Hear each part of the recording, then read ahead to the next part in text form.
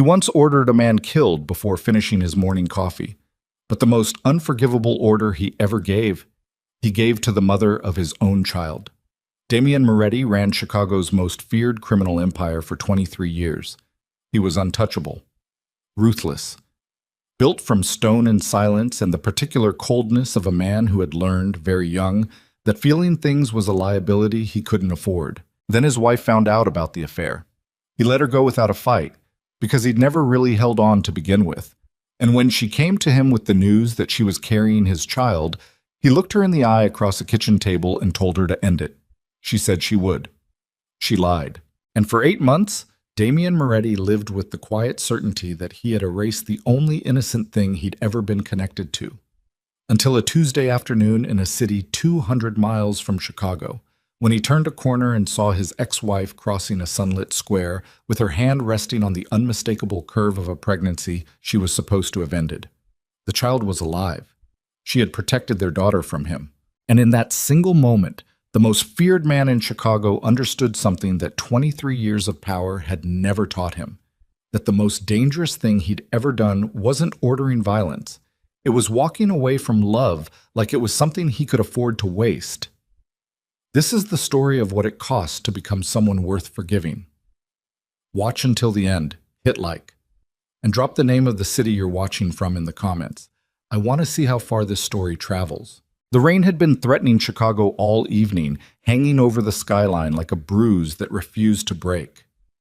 Damian Moretti stood at the floor-to-ceiling window of his penthouse office on the 42nd floor, a glass of scotch balanced in one hand, the city's lights blurring beneath him like a fever dream. He hadn't touched the drink. He rarely did anymore. The alcohol was just something to hold, a prop in the performance of a man who had everything under control. He didn't. 41 years old. 6'2" of cold muscle and colder reputation. The kind of man whose name made other men's voices drop half a register when they said it. Damian Moretti had inherited an empire at 26 when his father, Enzo Moretti, took 3 bullets outside a restaurant on South Michigan Avenue and didn't get up. Damian had stood over the body in the rain, 17-year-old witnesses be damned, and felt something click shut inside his chest, some last door between who he might have been and who he was always going to become. He'd been closing doors ever since. Behind him, Marco Vitelli sat in the leather chair by the fireplace, pretending to read something on his phone. Marco had been Damian's right hand for 11 years. He knew better than to speak when Damian was standing at that window. Nobody spoke when Damian was standing at that window. "She's downstairs," Marco said anyway. Damian didn't turn. "I know. You want me to send her up? Give me a minute." Marco set his phone face down on his knee and waited. That was the other thing about him. He knew how to wait. Elena Vall had been waiting too, but not in the way a woman waits when she's nervous. She sat in the marble lobby 42 floors below, her coat folded neatly across her lap, her spine straight, her hands completely still. The security guard at the desk kept glancing at her. She didn't look like the kind of woman who came to see Damian Moretti. Most women who came to this building arrived with ambition written across their faces. Hungry, deliberate, performing. Elena just looked like someone who had made up her mind about something and was conserving her energy for whatever came next. She was 34. Dark hair pulled back simply. A face that wasn't loud about its beauty, but didn't apologize for it either. She'd been married to Damian for 3 years, and in that time she'd learned to read silences the way other people read words. The particular texture of his quiet when he was angry versus when he was simply absent, which was most of the time. Tonight she wasn't here to read his silence. She was here to end it. The elevator opened and Damian stepped out alone. He'd told Marco to stay upstairs. Whatever happened in the next hour, he didn't want to witness. He crossed the lobby without hurrying, hands in the pockets of his dark trousers, his face giving nothing away. Elena stood when she saw him. They hadn't been in the same room in 11 days. "You could have called," he said. "I could have," she agreed. "I wanted to see your face." He gestured toward a small sitting area off the main lobby.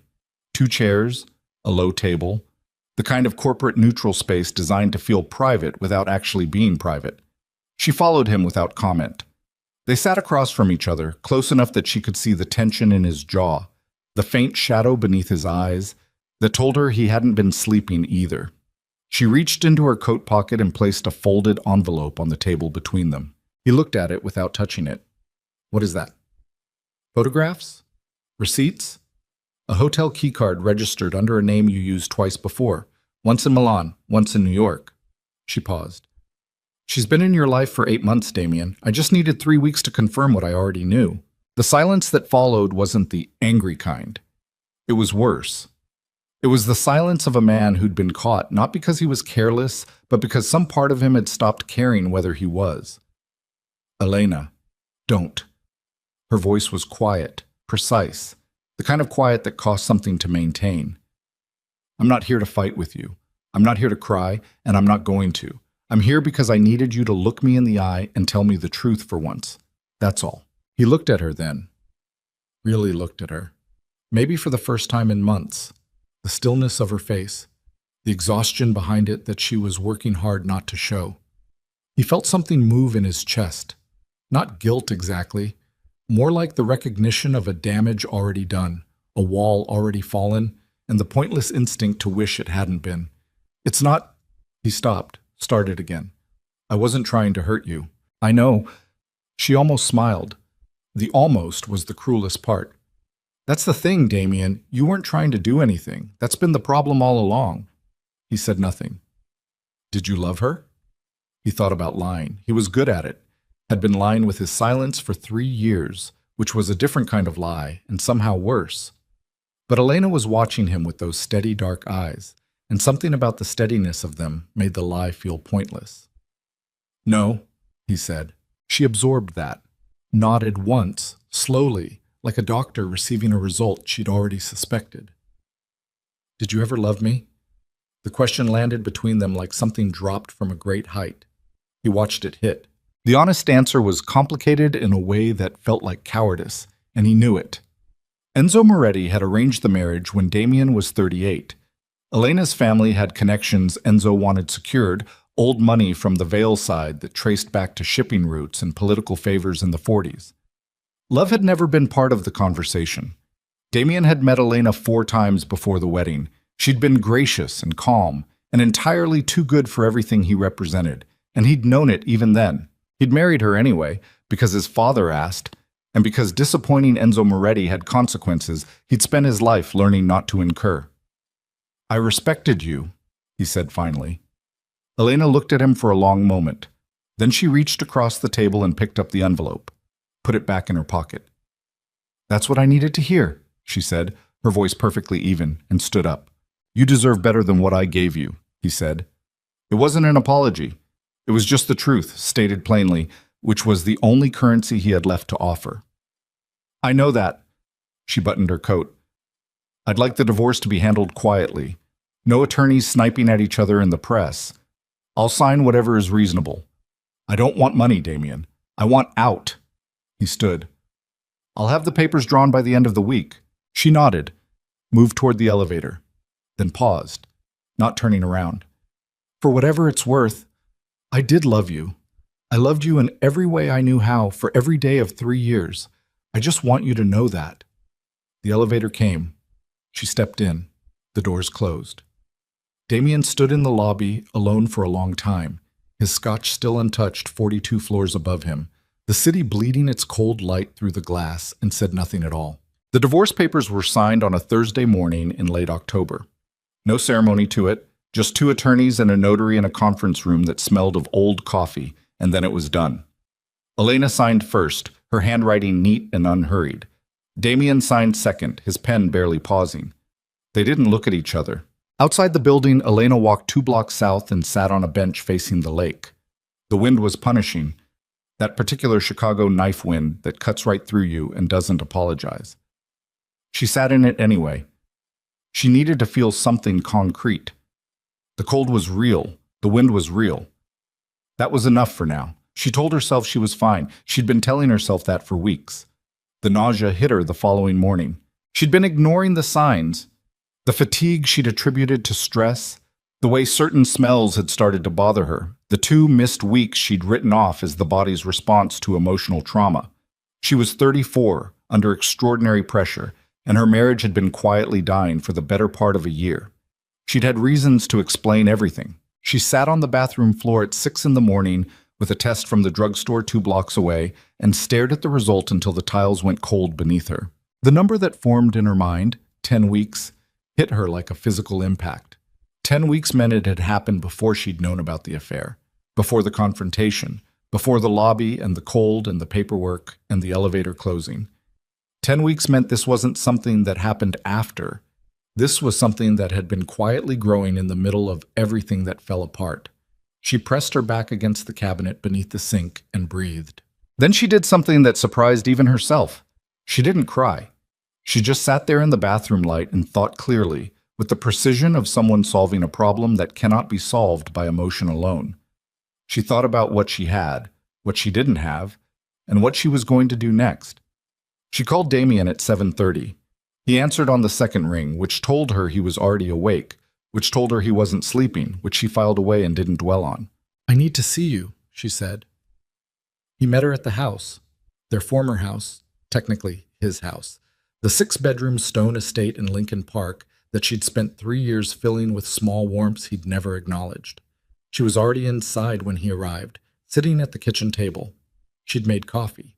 The domesticity of it seemed to throw him slightly. He sat across from her and wrapped both hands around the mug without drinking. She told him straight out. No preamble. Elena had learned that much from 3 years with a man who found softening things more insulting than the things themselves. Damien put the mug down.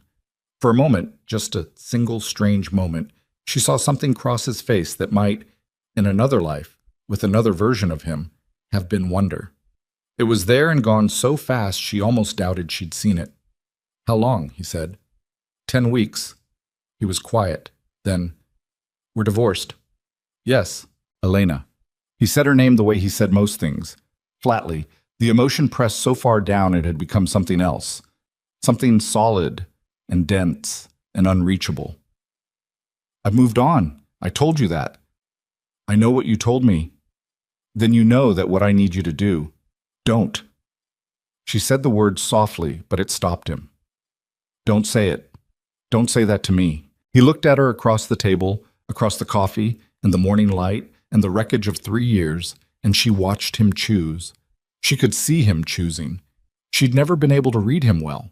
He was built not to be read, but this she could see because the choice he was making was the worst one available, and he was reaching for it with both hands.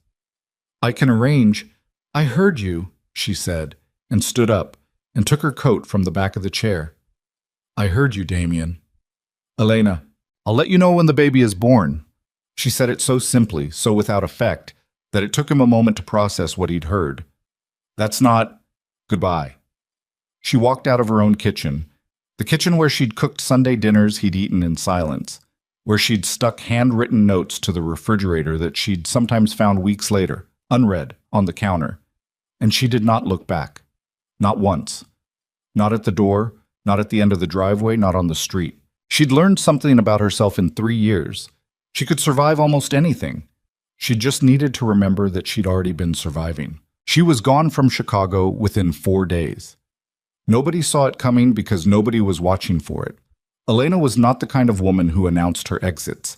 She settled accounts quietly, packed what mattered, which wasn't much, and called the one person she trusted completely, her grandmother, Connie Vale, who lived in a small town in the Arizona desert called Mira Loma, and had been telling Elena for 3 years to come visit. Connie was 73, sharp as a scalpel, and deeply unimpressed by men who confused power with worth. When Elena called her from a highway rest stop somewhere in Missouri, driving a car loaded with 3 suitcases and a box of books, and told her everything, the divorce, the affair, the baby, Connie listened without interrupting. Then she said, "How far out are you?" "Maybe 2 days. I'll have the back room cleared by tonight." That was all. No dramatics, no recrimination, no flood of comfort that would have made Elena crack. Just the practical love of someone who understood that the best thing you can give a woman who has already decided to survive is a clear path to do it. Elena drove through the night. She arrived in Mira Loma on a Sunday, just before dawn, when the desert was still cool and the sky had gone the color of dark plum on the horizon. Connie was waiting on the porch with coffee and a blanket and said nothing when Elena got out of the car, just opened her arms, and Elena walked into them and stood there. She didn't cry then either. She would cry later, alone, in the back room, in the dark, quietly enough that Connie wouldn't hear.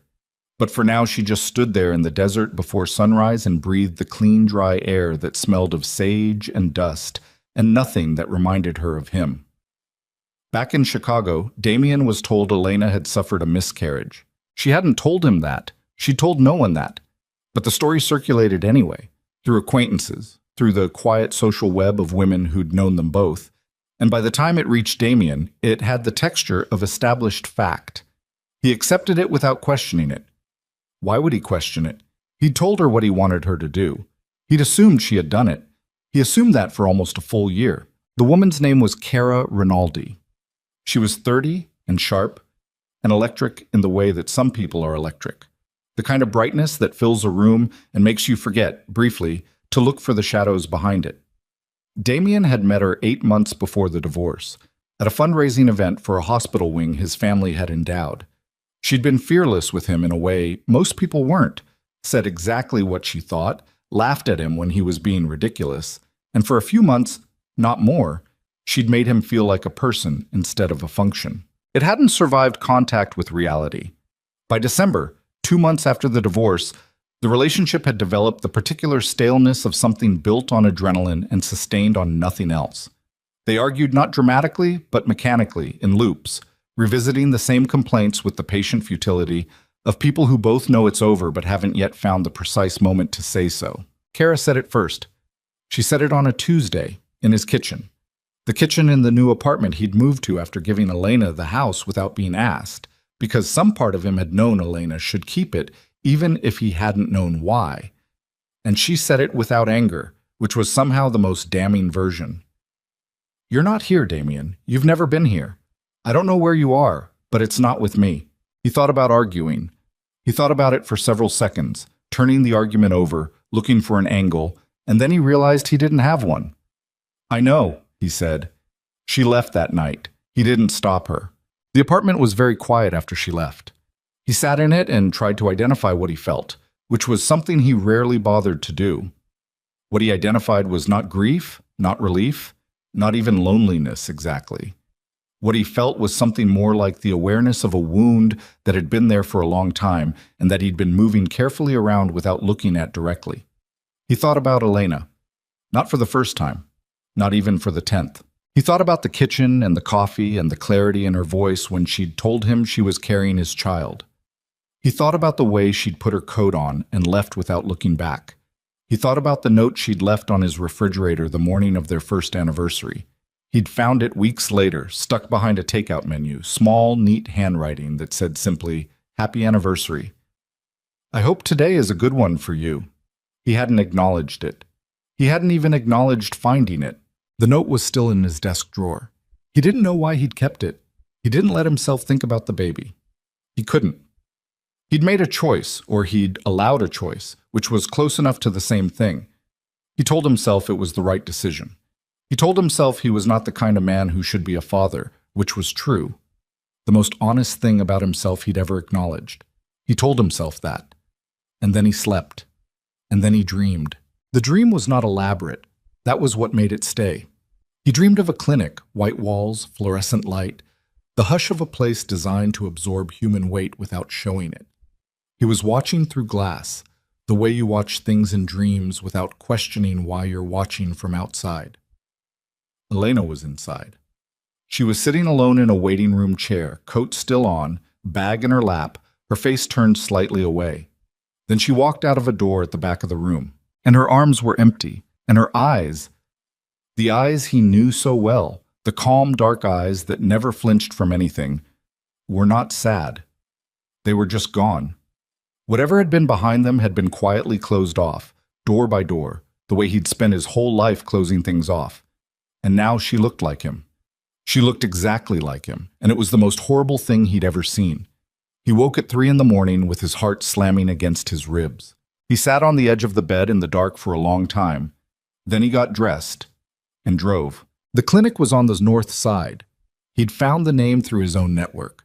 Not difficult, he had people who could find anything.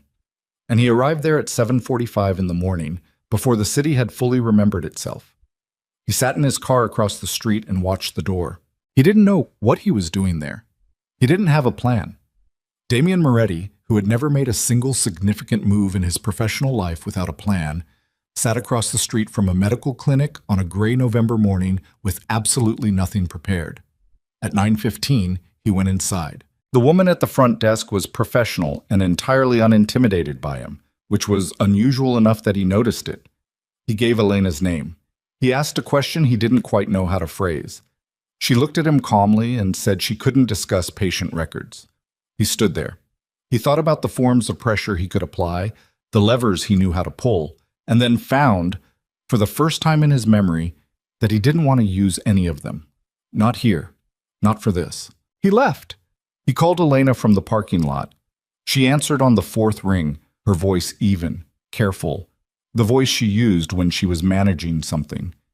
"I need to know," he said. A pause. "Know what?" "Elena." Another pause. Longer. "It's done, Damian."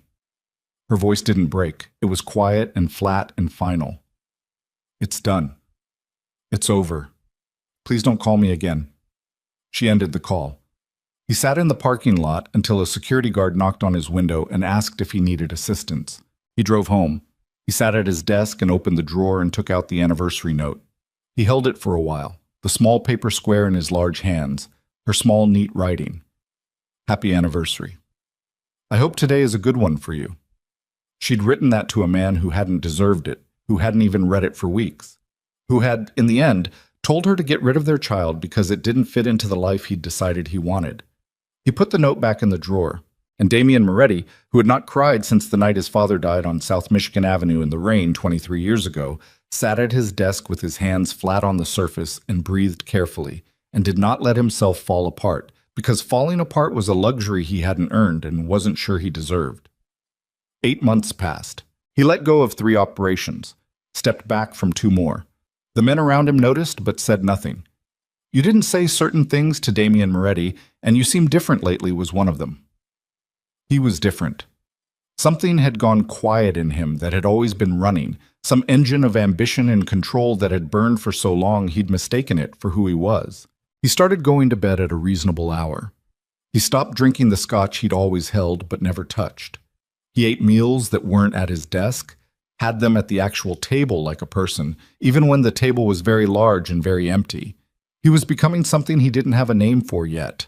And then, on a Tuesday afternoon in June, in a city 250 miles south of Chicago, where he'd gone to close out a legitimate real estate arrangement, one of the new ones, the clean ones, the ones he could sign with both names and no shame, Damian Moretti turned a corner onto a sunlit public square and stopped walking, and stopped thinking, and stopped. Because across the square, moving slowly in the afternoon light with a hand resting on the curve of her stomach, was Elena. She hadn't seen him. She was looking at something in a shop window. A small thing, a child's thing, a yellow something in a display of soft goods. And her profile was turned toward him in the light, and she was very obviously, undeniably, beautifully pregnant. The world did not slow down. It didn't need to. Everything was already perfectly, catastrophically still. She never did it. The thought arrived not as a sentence, but as a physical sensation, a current through his chest, through his hands, down his legs, all the way to the concrete beneath his feet. She had looked him in the eye. She had said it's done. She had said it's over. And she had lied to him. Elena Vale, who never lied, had lied to him. And in the lie was everything. The whole indictment of him, the whole story of what he'd been and what she'd had to protect her child from. The whole architecture of his failure as a human being laid out in one image. A woman standing in the afternoon sun, alone, protecting a life he'd tried to end. He took one step forward. She turned, and her eyes found him across 30 feet of open square, and the color left her face. 30 feet of open air between them, and it might as well have been the surface of the moon. Elena didn't run. That was the first thing he registered. She didn't bolt, didn't spin and walk fast in the other direction, didn't do any of the things fear would have told her to do. She just stood there, her hand still resting on the curve of her stomach, and looked at him with the kind of stillness that isn't calm at all, but is what's left. After calm has been used up entirely. Damien crossed the square. He didn't know what he was going to say. Every word he'd ever used as a weapon, every sentence he'd ever constructed to control a room, had evacuated completely. He arrived in front of her with nothing. No plan, no speech, no version of himself that knew how to handle this, and stood there like a man who'd been asked a question in a language he'd never learned. She spoke first. "Don't," she said. One word. Her voice was low and flat, and it contained everything. "Elena, I mean it, Damien. Whatever you're about to say, don't." He looked at her, at the fullness of her face, the slight puffiness around her eyes that came from bad sleep or crying or both. The way she was standing with her weight shifted slightly back, accommodating the life she was carrying. She was maybe 7 months along, maybe more. He didn't know. He knew nothing. He'd spent 8 months knowing nothing and telling himself that was acceptable. "You told me—" He stopped. "I know what I told you. You said it was done. It is done." Her eyes didn't move from his face. "We are done. You and I are completely done. And whatever you think this is, whatever you think you're entitled to standing here, you need to think again." He heard himself say, "That's my child." Elena's jaw tightened, not with anger, with the particular control of someone who has spent months preparing for exactly this conversation and has decided exactly how much of herself she is willing to spend on it. "Your child," she said quietly, "is the child you told me to get rid of." The words hit the way she meant them to hit. He didn't flinch from them. "I know what I said." "Then you know where we are." A group of tourists moved past them on the square, oblivious, cheerful. A child ran between them with a balloon. The ordinary world continued its business. Damien watched Elena's hand on her stomach. The instinctive, automatic nature of it, the way she didn't even know she was doing it, the way her body had already reorganized itself entirely around the task of protecting this child, and felt something inside him that was not a feeling he had vocabulary for. He'd spent 41 years constructing a man who didn't need vocabulary for things like this. He was paying for that now in real time. "I was wrong," he said. Elena looked at him. "I was wrong about everything." He said it without decoration, without the softening qualifiers that would have made it easier for him to say, and less true when it landed. "What I asked you to do, what I told you to do. There's no version of that wasn't wrong. I knew it when I said it, and I said it anyway." She didn't speak. "And I spent 8 months telling myself you'd done it because I needed to believe I hadn't destroyed something I couldn't." He stopped. His jaw worked. "I couldn't fix." Elena watched him struggle with the sentence, watched him stand there in the afternoon light, unable to finish it, and her expression didn't soften, but something in it shifted. A micro-adjustment, barely visible, the look of a woman who is reassessing a threat and finding it changed from what she expected without yet deciding what that means. "What do you want, Damien?" she said finally. He didn't have a clean answer. He had the truth, which was messy and incomplete, and didn't come with guarantees. "I want to be in my daughter's life," he said, because somewhere in the past 90 seconds he'd decided it was a daughter, or maybe he'd known it before that, in the dream, in the clinic parking lot, in the months of empty rooms that followed. "And I want to try to be someone worth letting near her." The silence stretched. A pigeon landed near Elena's feet, regarded them both with professional indifference, and left. "You think one conversation does that?" she said. It wasn't a question. "No?" "You think showing up, no." He said it again, quietly, cutting off the argument at the root. "I don't think anything I say does anything. I know that. You'd be insane to trust anything I say. I know that too." She studied him. There was a coldness to her assessment that he'd never seen in her before. She'd been warm in their marriage, relentlessly warm in the face of his distance, and the absence of that warmth now was its own kind of verdict. "Go home, Damien," she said. She walked away from him. Same as the lobby, same as the kitchen. No looking back. He stood in the square and watched her go. And this time, instead of the particular numbness that had protected him from every difficult thing for 23 years, he felt the full unmediated weight of it, all of it, landing at once, the way it had been waiting to land for a long time. He let it. He drove back to Chicago the next morning. He went to his office and sat at his desk and called Marco, and Marco came in and sat down across from him the way he always did, loose, watchful, not performing anything, and waited. "I need to make some changes," Damien said. Marco looked at him. "What kind?" "Significant ones." Marco picked up his phone and then put it back down. "This about the woman in the square." Damien looked at him. "You were there." "I'm always there." "You know that." It was true. Damien had never particularly thought about it. Marco's omnipresence was a feature of his life so consistent it had become invisible, like gravity. Now he thought about it. He thought about all the things Marco had witnessed in 11 years, all the versions of Damien Moretti he'd sat across from and said nothing about. "She's pregnant," Damien said. "I saw." "It's mine." Marco was quiet for a moment. "I figured. I told her to end it." Another pause. "I didn't know that part." "She didn't. She hid it." He looked at the desk. The anniversary note was still in the drawer. He hadn't moved it in 8 months. 8 months, Marco? She's been alone out there carrying my kid, and I didn't know because I didn't ask because I didn't want to know. Marco said nothing. He was good at that. "I need to step back from the DeLuca operation and the port arrangement and Damien."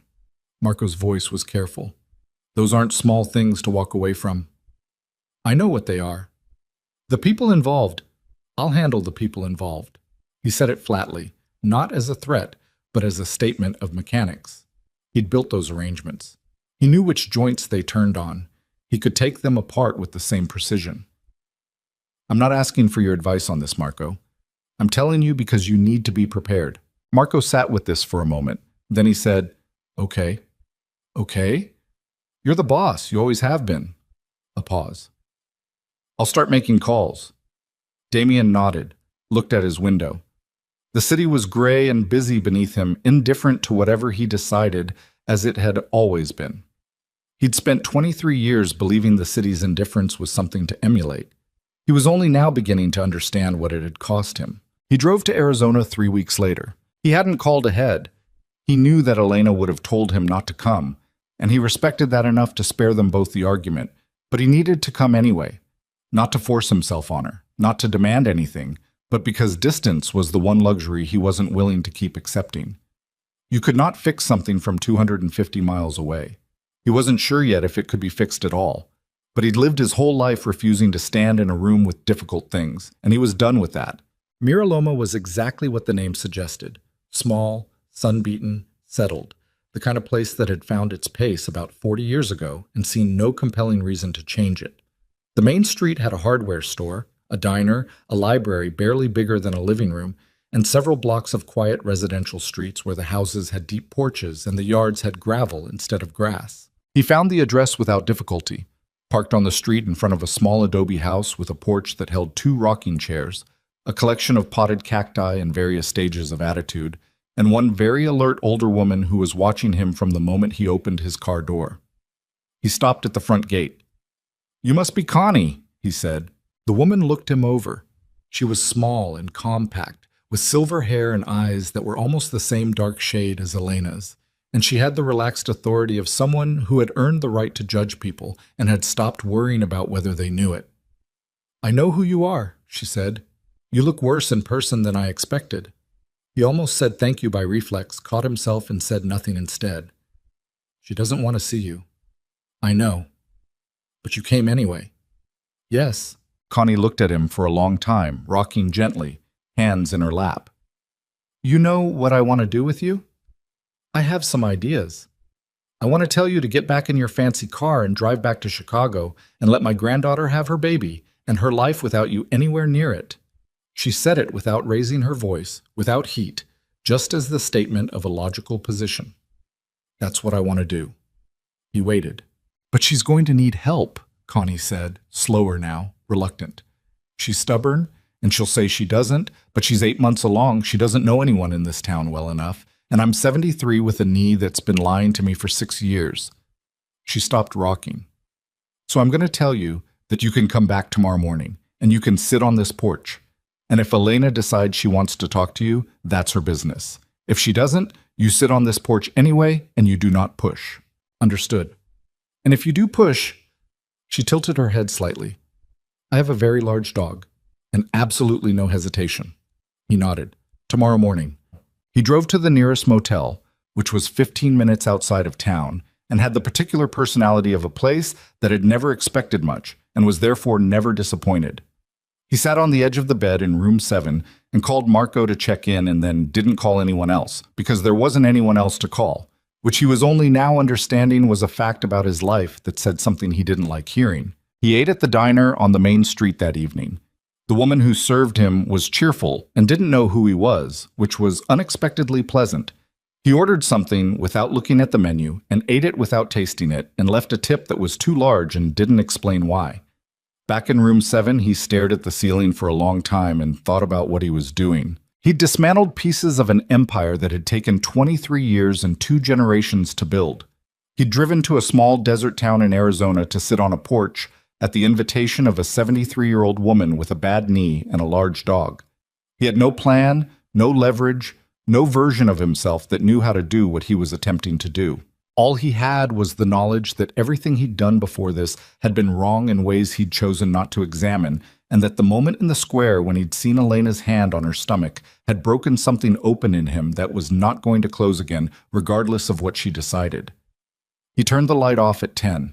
He was back at the house at 7:15 the next morning, and the next, and the one after that, always at the same time, always with coffee from the diner, one for himself and one left on the top porch step for whoever wanted it, which for the first 4 days was nobody but Connie, who accepted it without comment and returned the cup clean each time, which he took as neither encouragement nor rejection, but simply as the shape of things. On the 5th day, the front door opened and Elena came out. She lowered herself into the second rocking chair with the careful deliberateness of a woman in her final weeks of pregnancy. And she didn't look at him. And she didn't say anything. And Damien sat in the other chair and also didn't say anything. And they watched the desert morning together in silence for 40 minutes until Connie called from inside that breakfast was ready. Elena stood and paused and said, without turning, "If you push any of it, you're done here." "I understand," he said. She went inside. He sat on the porch alone and drank the rest of his coffee and felt something he hadn't felt in so long he almost didn't recognize it. Not happiness, not relief, something smaller and more real than either. The feeling of a man who has, for the first time in his life, shown up somewhere without an agenda and been allowed to remain. It wasn't forgiveness. It wasn't even close to forgiveness. But it was a porch in the desert and a rocking chair and a woman who hadn't told him to leave. For today, it was enough. And somewhere inside the house, growing daily toward a world she didn't yet know was waiting for her, his daughter continued becoming. He came back every morning. That was the thing nobody had prepared Elena for. Not Connie, not the small logical voice in her own head that had spent 8 months building walls and shoring up foundations and preparing for every conceivable version of her future. None of that preparation had included the specific grinding weight of Damien Moretti showing up at 7:15 every single morning with coffee from the diner on Main Street and sitting in the rocking chair on the porch and not demanding anything. She'd expected demands she knew how to handle. She had a whole architecture built for demands.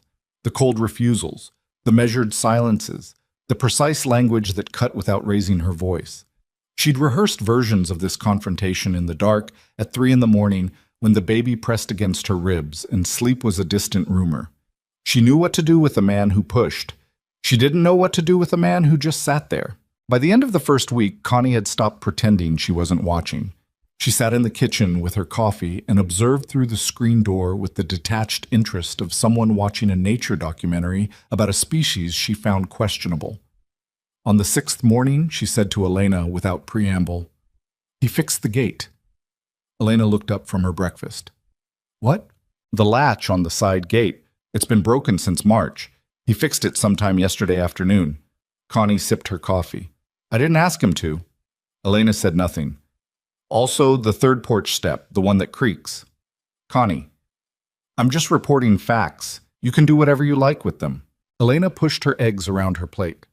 Outside, the desert morning was doing what it always did, burning slowly from the horizon in, the light going from purple to pink to a hard, honest gold.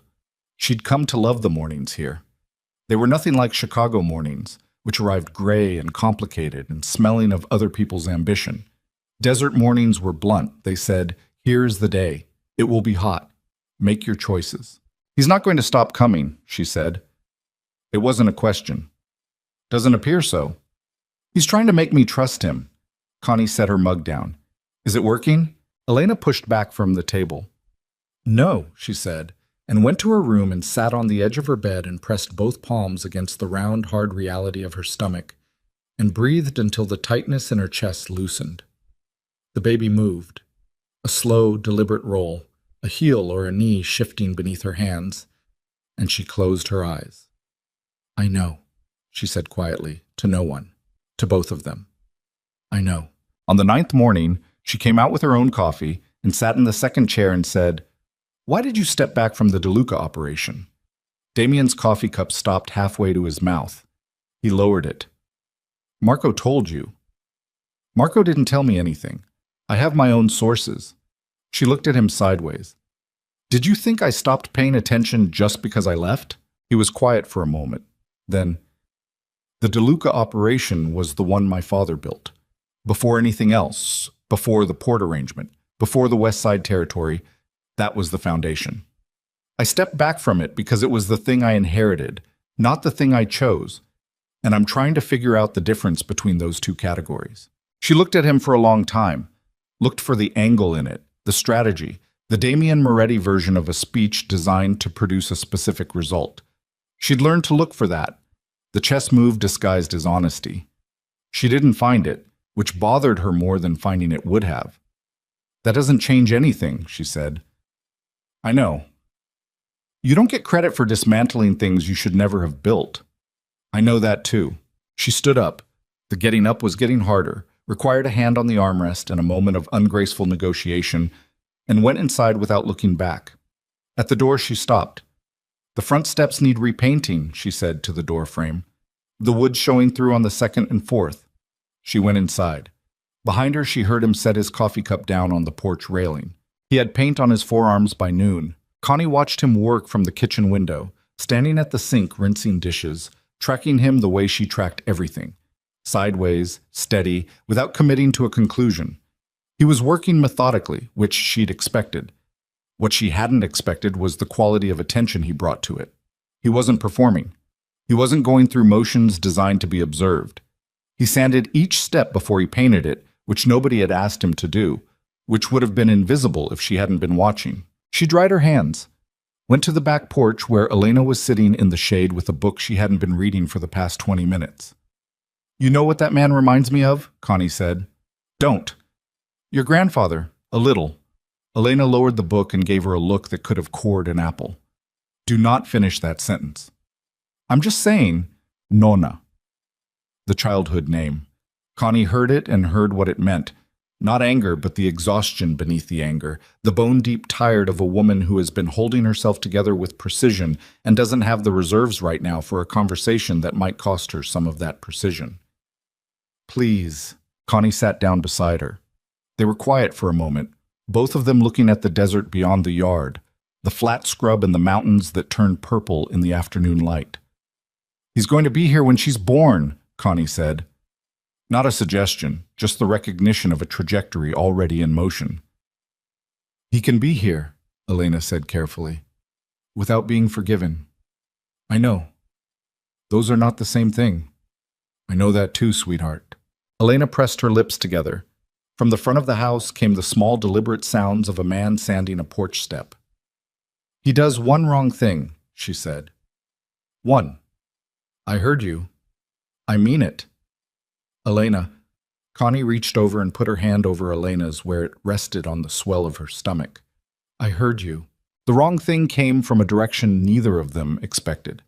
His name was Vincent Caruso, and he arrived in Miraloma on a Thursday afternoon in a black SUV with two men in the back seat and the practiced ease of someone who had never once in his adult life been told to wait. Caruso was 56, silver-haired, with the build of a man who'd been large and powerful once and had let it go to mass rather than maintaining it as muscle.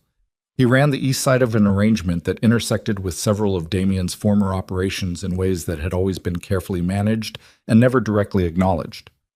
He was not a man Damien had enemies with. He was also not a man Damien had friends with. The distinction mattered in their world the way altitude matters to a pilot. Invisibly, until suddenly it doesn't. Damien was in the backyard splitting wood. Connie had pointed at a pile of logs behind the shed with the same economy of gesture she used for all her communications with him, and he'd understood it as an assignment and begun when Marco called. "You need to know something," Marco said. "Tell me." Caruso made contact. He wants a meeting. Damien set the axe down against the wood pile. Behind him, through the kitchen window, he could see the light where Elena was moving around inside, the shape of her passing the glass. "What kind of meeting?" "The kind that isn't optional." Marco paused. "He knows about the girl, Damien. He knows where she is."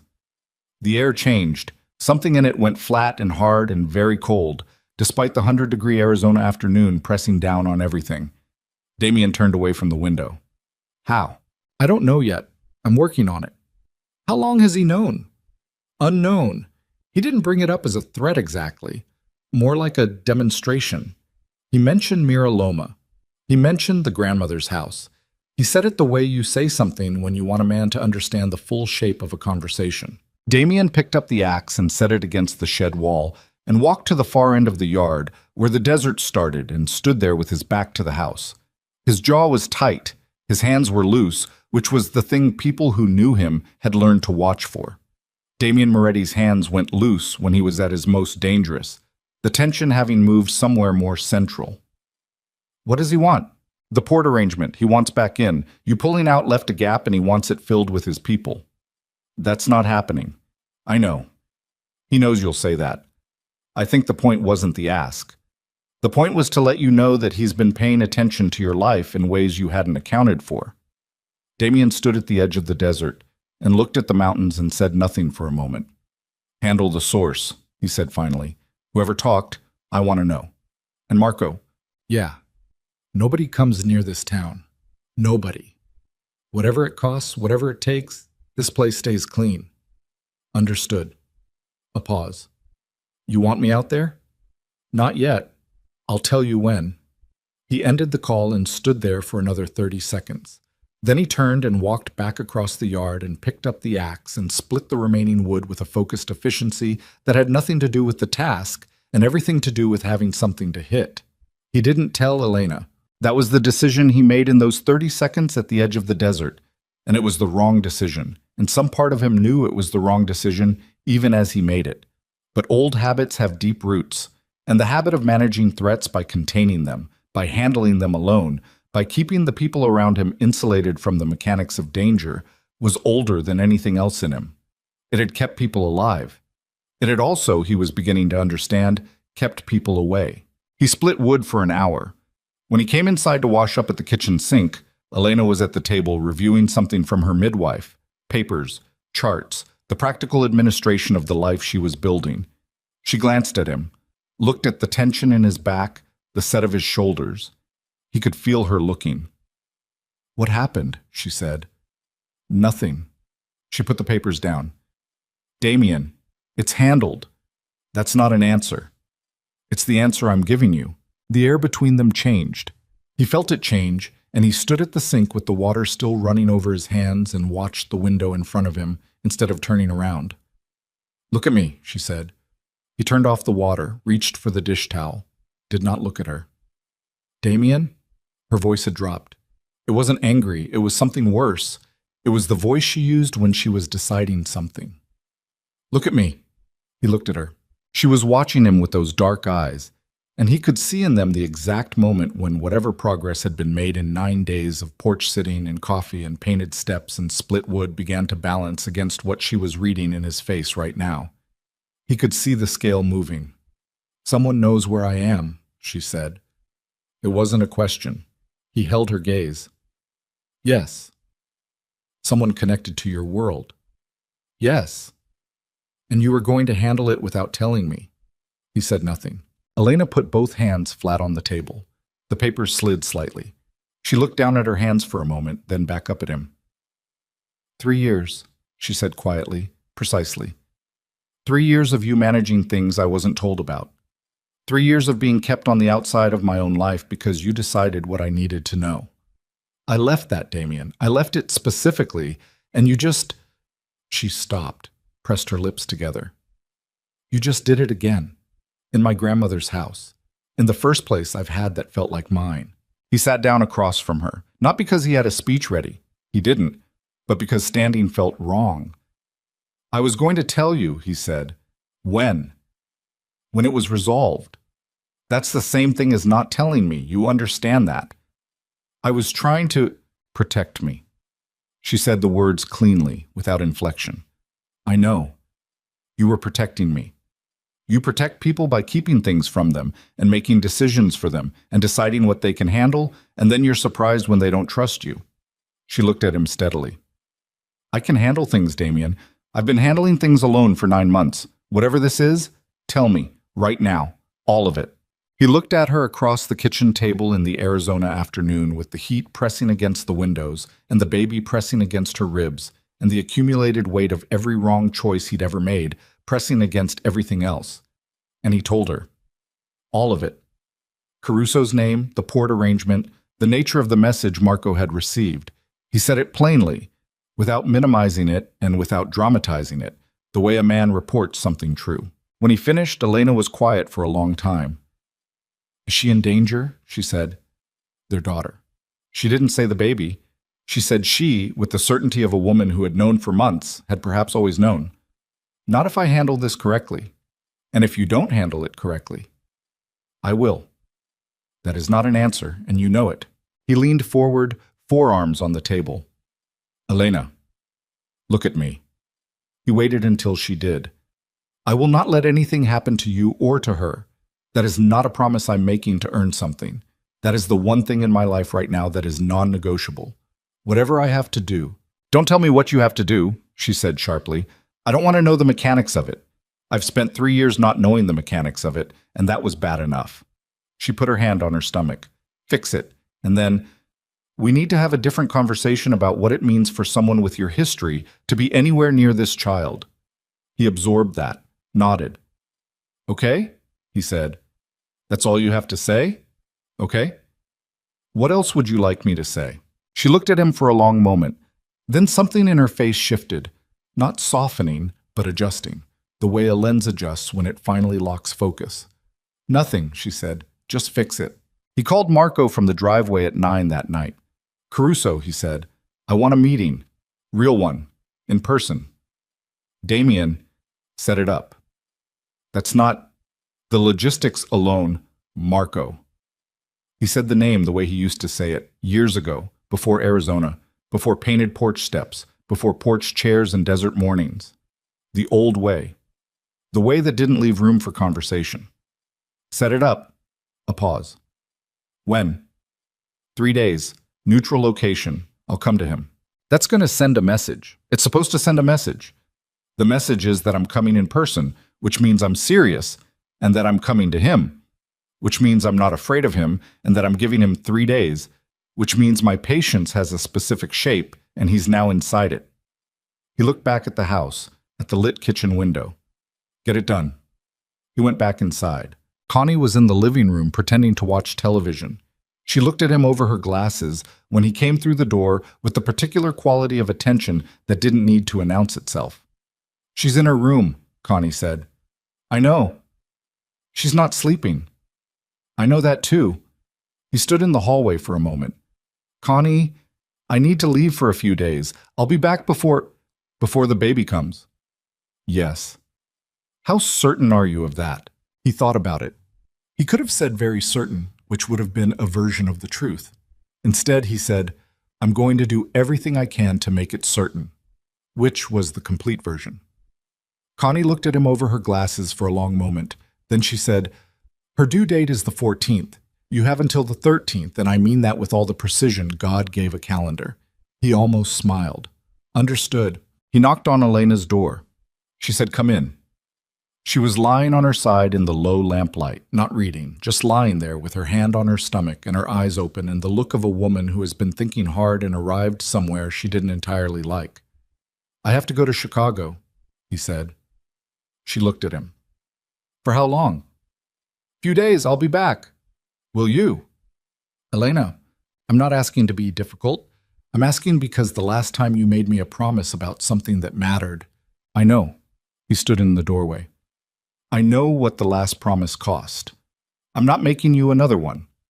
I'm telling you what's happening, and I'm telling you I'll be back, and that's all I have. He looked at her in the lamplight. The fullness of her, the tiredness, the wariness, the thing underneath the wariness that wasn't yet trust, but was at least no longer completely closed. I'll be back. She looked at him for a long time. Then she said, There's a bag by the front door. Connie packed it last week in case the hospital is needed quickly. If I call you, I'll get on a plane. If I call you, she said again, more slowly, looking at him directly, you get on a plane. Not in 4 hours. Not after one more meeting. You get on a plane. Yes. She turned her face back toward the wall. Good night, Damien. Good night. He pulled her door closed and stood in the hallway for a moment, in the dark, listening to the house settle around him. The desert wind was picking up outside. He could hear it moving against the windows, pressing lightly, the way things press when they want in. He went to his room at the end of the hall, Connie's sewing room, converted with minimal ceremony to a bedroom by the addition of a cot and a clean blanket and a lamp, and sat on the edge of the cot and looked at the floor. He was a man trying to dismantle an empire while sitting on a cot in a sewing room in Arizona, waiting to be allowed to know his own daughter, having just admitted to the woman he'd failed most completely that someone from his old life had found her, all because he hadn't managed, in 3 years of marriage, to be the kind of man worth trusting. He lay back on the cot and stared at the ceiling. 3 days to Chicago and back. 3 days to sit across from Vincent Caruso and make it clear, in the language men like Caruso understood, that Mira Loma, Arizona, was a place that did not exist in any conversation that had anything to do with Damien Moretti's past. 3 days to close a door that should never have been left open, on his way to becoming a man who was done with doors like that. He closed his eyes. Down the hall, through the wall, he heard Elena shift in her bed. A small sound. The sound of a woman trying to find a comfortable position when comfort has temporarily left the building, then quiet. He slept. He was at the airport in Phoenix before dawn. Marco was waiting for him at O'Hare in a dark car, engine running, the city gray and damp behind him, looking exactly like what it was. A man who hadn't slept either, who had spent 3 days making phone calls that needed to be made carefully, and who greeted Damien with nothing more than a nod and the address of a restaurant on the near west side where Caruso would be at noon. They drove without talking for a while. Then Marco said, He's bringing 2 men. I'll bring you. That's not... Marco. Right. What's his read on this? What does he actually want? Marco thought about it. He wasn't a man who answered quickly when a question deserved not to be answered quickly. I think he wants to know which version of you is walking into that restaurant, the old one or whatever this is. And if it's whatever this is, then he'll decide if that's an opportunity or a problem. Damien looked out the window at Chicago sliding past. The neighborhoods he knew the way he knew his own hands, every block with its history, its arrangements, its debts long paid and unpaid. The city that had made him, the city he was, piece by piece, trying to unmake himself from. It's both, he said. Tell him it's both. Marco glanced at him. That might be the most dangerous thing you could say to a man like Caruso. Good, Damien said. I want him to understand the conversation correctly from the start. The restaurant was Italian, naturally. There was something almost comedic about it, the way these things always landed in Italian restaurants, as if the genre demanded it. Caruso was already at the table when they arrived, his 2 men positioned with the visible casualness of people who are not being casual. He stood when Damien came in, which was a gesture, the precise meaning of which Damien read in about a quarter second and filed. Respect that was also a measurement. They shook hands. Sat. The waiter appeared and Caruso waved him away, and they were alone in the particular privacy of a restaurant that knew better than to seat anyone near this table today. You look different, Caruso said. Do I? Less, he searched for the word. Less like you're carrying everything. He said it without warmth, but without hostility either, the way you note a change in weather. I put some things down, Damien said. I heard. Caruso poured himself water from the carafe. Didn't offer any. Another measurement. The DeLuca operation, the port. That's significant weight to put down. I know what it is. Those people are going to need to be absorbed somewhere. That's not my problem anymore. Caruso set his glass down. It's my problem, which makes it your problem, which is why we're sitting here. Damien looked at him. Then let me be clear about something before we go further. He said it without shifting his posture, without any of the physical signals that in their world traditionally preceded a change in register. The woman in Arizona is not part of this conversation. Not now, not as context, not as a reminder, not as anything. You mention her again, directly, indirectly, by implication or by absence, and whatever conversation we might have had ends, permanently. And everything that implies for you and your operation, you have already thought through because you're not a stupid man. Caruso was quiet for a long moment. He looked at Damien with the eyes of a man recalibrating. That's the child, Caruso said carefully. Your child. That is a place that does not exist in any conversation connected to my name. Do you understand me? Another pause. Then Caruso nodded, slowly. Understood. Good. Damien reached for the water carafe himself, poured a glass, drank, set it down. Now, tell me what you actually need. And Caruso told him. And Damien listened. And across the table, in the particular silence between two men who understand each other's capacity for damage and are choosing, in this moment, not to deploy it, a negotiation began that was going to require Damien to give up something he hadn't planned to give up, and take something he hadn't known was being offered, and make one more decision about the shape of the man he was trying to become. But before the negotiation had gone 20 minutes, his phone lit up on the table. Elena's name. He picked it up before the second vibration. I'm here, he said. Her voice came through the phone different from every other time he'd heard it, stripped of the careful management, the precise control, all the architecture she'd built to keep herself steady. What was left underneath was raw and immediate and human in a way that hit him somewhere below the chest. It's early, she said. Damien, it's 3 weeks early, and Connie can't... A breath sharp and controlled, the sound of someone riding a contraction and refusing to drown in it. She can't drive. Her knee. I need... He was already standing. I'm coming, he said. Right now. Elena, listen to me. Call the midwife first, then call 911. If the midwife says go to the hospital, don't wait for me. I know what to do. Another breath, harder this time. Just come. I'm coming. He ended the call and looked at Caruso across the table, and Caruso looked back at him, and something passed between them in that look that had nothing to do with ports or operations or the careful geography of men who controlled things. Caruso looked at him and saw something he recognized. Not the Mafia boss, not the negotiator, not the man who just laid a line in the sand about Arizona. He saw a man whose child was coming into the world 3 weeks early while he was sitting in a restaurant in Chicago and had not yet managed to deserve the moment. Go, Caruso said. Damien was already moving. Marco drove to O'Hare at a speed that was technically inadvisable and practically necessary, running every yellow light the city offered, and 2 that were less than yellow, while Damien sat in the passenger seat with his phone in both hands and called the only airline number he had memorized and said the words that in his former life had always worked, and were working now because some machinery of his old world still responded to his name like a key in a lock. There was a flight in 40 minutes, direct to Phoenix. He would make it if the traffic held. The traffic held. He moved through the airport in the controlled fast walk of a man who is not running, because running is for people who have already lost, and he had not lost yet. Not yet, not today, not this. He was through security in 9 minutes because Marco had called ahead with the kind of call Marco knew how to make. And he was at the gate with 4 minutes to spare, and he sat in the boarding area and called Elena. She didn't answer. He called Connie. Connie answered on the first ring.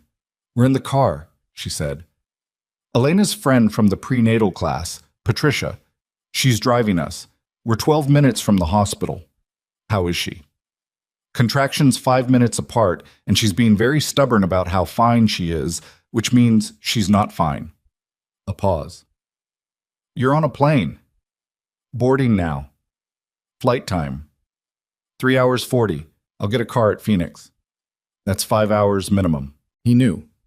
He was aware of the math in the way you're aware of a piece of glass in your hand.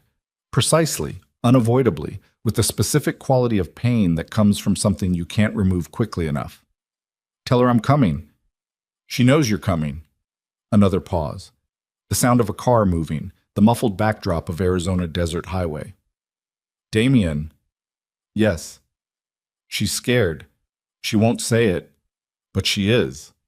He pressed his hand flat against his knee. So am I, he said. Connie was quiet for a moment. Then, I'll tell her. He boarded the plane. 3 hours and 40 minutes is a very long time when you're sitting in a middle seat on a commercial flight, somewhere over the American interior, with your phone in airplane mode, and nothing between you and your own thoughts, except recirculated air and the low roar of engines. He had no distractions he was willing to use. He didn't want music, didn't want the movie playing silently on the screen in front of him, didn't want the drink the flight attendant offered twice. He sat in the middle seat. He'd taken the middle seat because it was the only one left, and he thought. He thought about the morning 3 years ago when his father's attorney had placed a photograph of Elena Vale on the conference table and said, Enzo thought this would be a good arrangement. He thought about the wedding, which had been elegant and well-attended and efficient. He thought about the first night in the house in Lincoln Park when Elena had unpacked her books onto the empty shelves in the study, and he'd watched her from the doorway for a moment before walking away without saying anything, because saying something would have required a version of himself he hadn't known how to access. He thought about 8 months of believing she'd done what he'd told her to do. 8 months of silence in that house, in that city, in that life. Silence he'd created, silence he'd chosen, silence that had been his protection against having to feel the full weight of what he'd thrown away. He thought about the square, the afternoon light, her hand on her stomach. He thought about a porch in the desert and a rocking chair and coffee from a diner and a man who had shown up every morning with nothing to offer but his presence, which had felt, in the beginning, entirely insufficient, and which he was only now beginning to understand was actually the only thing that had ever been asked of him. Simply to show up, to stay, to be present in the lives of the people he was supposed to love, instead of managing them from a careful distance. The plane began its descent. He turned his phone on before the wheels were fully down, which technically wasn't allowed and which he did without hesitation. And there were 3 texts from Connie and a missed call from a number he didn't recognize that turned out to be the hospital's maternity ward. He read the texts in order. She's in, doing well, stubborn, asking for you. Won't admit it, but she is. Where are you? He typed back, landing, 30 minutes. He was off the plane before the seatbelt sign had fully extinguished, moving through the jetway with the focused velocity of a man who has one direction and no interest in anything that isn't that direction, and the airport parted around him the way airports part around people who carry a particular quality of intention. The car was waiting at the curb. Marco had arranged it remotely from Chicago because Marco arranged things. That was what Marco did, and for the first time in years, Damien felt the full weight of his gratitude for that without the habitual dismissal of feelings that weren't operationally useful. He drove himself. The rental car smelled of pine air freshener and had a navigation system he didn't use because he'd memorized the route to the hospital in Mira Loma weeks ago, which he hadn't told anyone, which he'd done quietly on a Tuesday afternoon when he'd sat on the porch and looked up the nearest level 2 maternity ward while pretending to read something on his phone. He'd been preparing. He'd been preparing for this the way he'd always prepared for things. Quietly, alone, without announcing it, collecting information and creating contingencies, because that was the language he spoke and he'd been speaking it toward a new purpose. 41 minutes after landing, he pushed through the doors of the maternity ward on the 3rd floor of Mesa Verde Hospital, and the nurse at the station looked up at him, and he said Elena Moretti. He said it without thinking, her married name, and registered the choice even as he made it. And the nurse said room 307, and he went. He stopped outside the door. He stood there with his hand not quite on the handle and breathed. He could hear nothing, actually. The corridor was quiet, the kind of hospital quiet that is not peaceful, but is instead the sound of many things happening at a controlled pitch that conceals the extremity of what they are. He knocked, Connie's voice. Come in? He pushed the door open. The room was small and lit with the particular neutral light of medical spaces. Connie was in the chair by the window, hands in her lap, watching the door. Patricia, He assumed the woman near the window was Patricia, looked at him with the uncertain expression of someone who has heard a great deal about a person and is now receiving the actual person and recalibrating. Elena was in the bed. She was between contractions. He could tell by the relative stillness of her face, the moment of rest between the waves. She looked at him when he came through the door and said nothing, and her face did something complicated that he didn't try to name, just received, let it land where it landed. He crossed the room and pulled the chair from the corner to the side of the bed and sat down and said, "I'm here." "I can see that," she said. "How are you?" "I've been better." A pause, then, with the ghost of something dry and almost fond. "I've also been worse." "That's honest. I'm trying something new." He almost smiled. She almost smiled back. Then a contraction hit, and the almost smile left her face completely, and she pressed her lips together and breathed through it with the hard, deliberate focus of someone converting pain into information. And he watched her do it and felt something in his own chest tighten in perfect sympathy, which was new, which was startling, which he filed and did not address. "You can hold my hand," she said, through her teeth, in the middle of the contraction, "if you're just going to sit there looking useless." He took her hand. Her grip was stronger than he expected. He didn't show it on his face. He wouldn't have, regardless. But he registered it, the full strength of her holding on, the nails not quite digging in, the absolute physical reality of another person in extremity trusting you with their body because you are the person available, and because on some level below the argument and the history and the careful architecture of self-protection, the body still knows what the mind hasn't decided yet. The contraction passed. She released his hand slowly, didn't look at him. "You made it," she said. "To the ceiling, technically. I told you I would. You did." A breath. "That's the thing. You did." She turned her head and looked at him. Her eyes were tired and dark and clear, the way eyes get when everything non-essential has been burned off by pain and time and the approaching reality of something too large to prepare for completely. "I didn't think you would," she said. "I want you to know that. I didn't think you'd actually come." It was the most honest thing she'd said to him since the square, maybe ever. "I know," he said, "but you came anyway." "Yes." She looked at him for a long moment, then she looked back at the ceiling. "Okay," she said quietly, like a door opening a single careful inch. "Okay."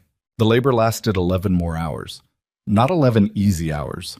There was nothing easy about any of it.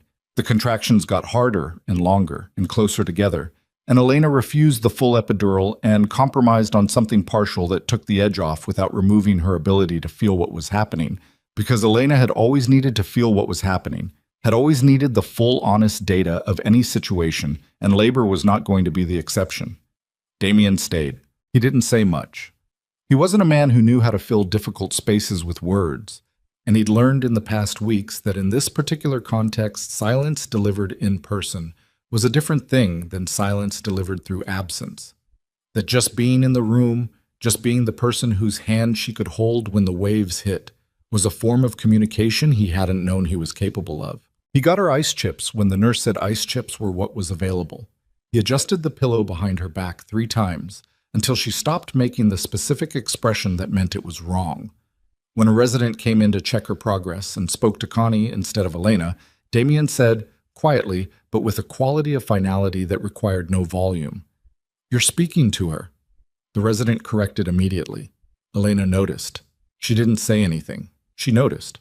At 2:47 in the morning, in the particular exhausted cathedral of that delivery room, with the desert dark pressing against the single window, and the monitors recording everything in their patient numerical language, Elena made one final terrible effort, and the room changed.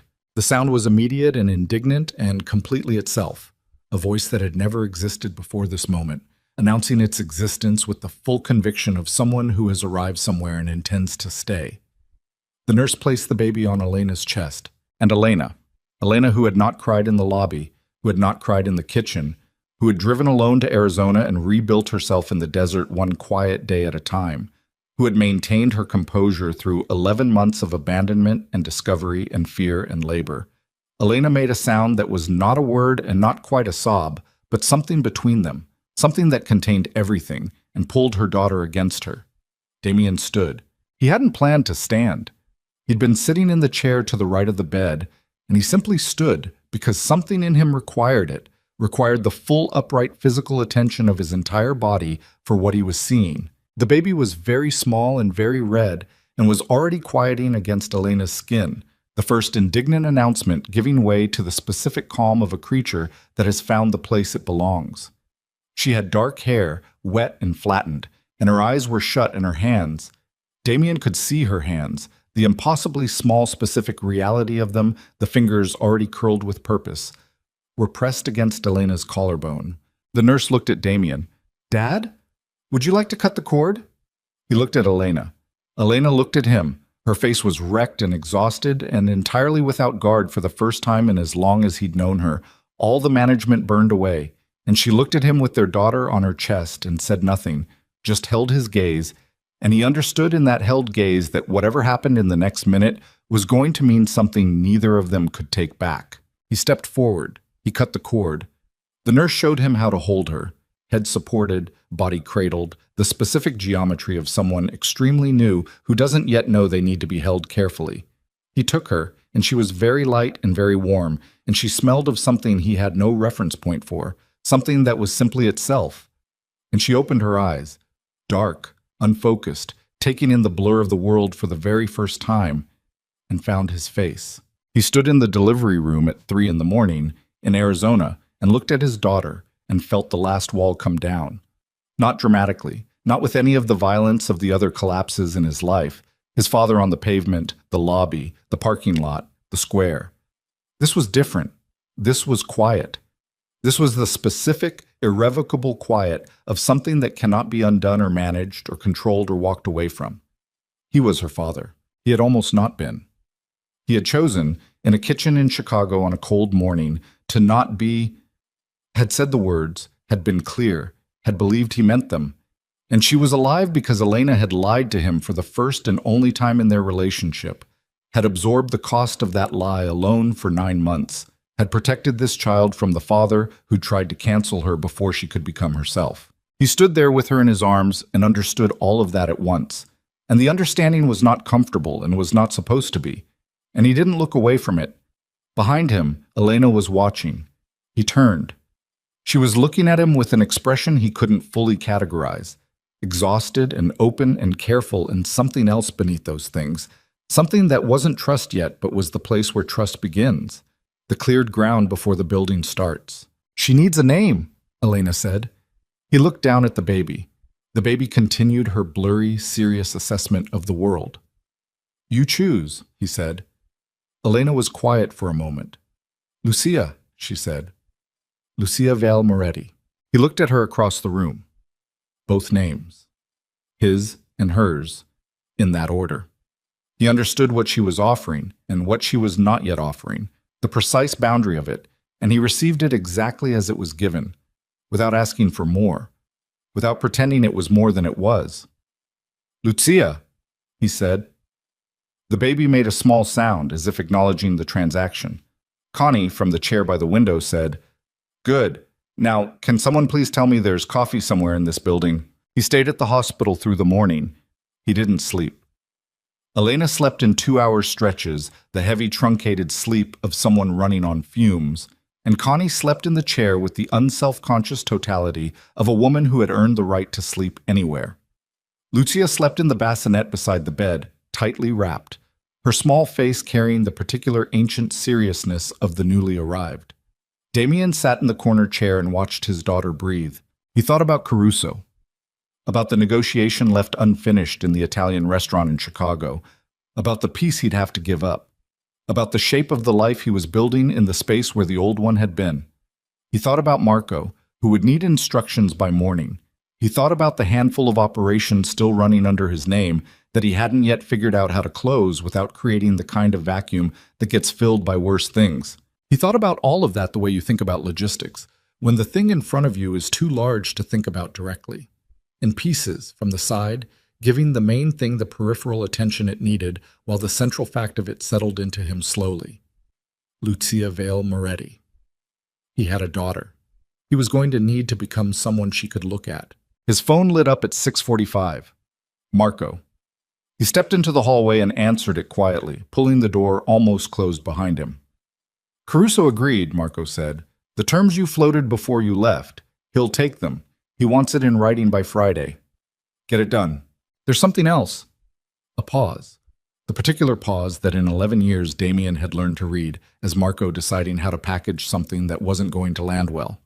Caruso's source, the person who told him about the woman in Arizona. You found them. Yeah. Another pause.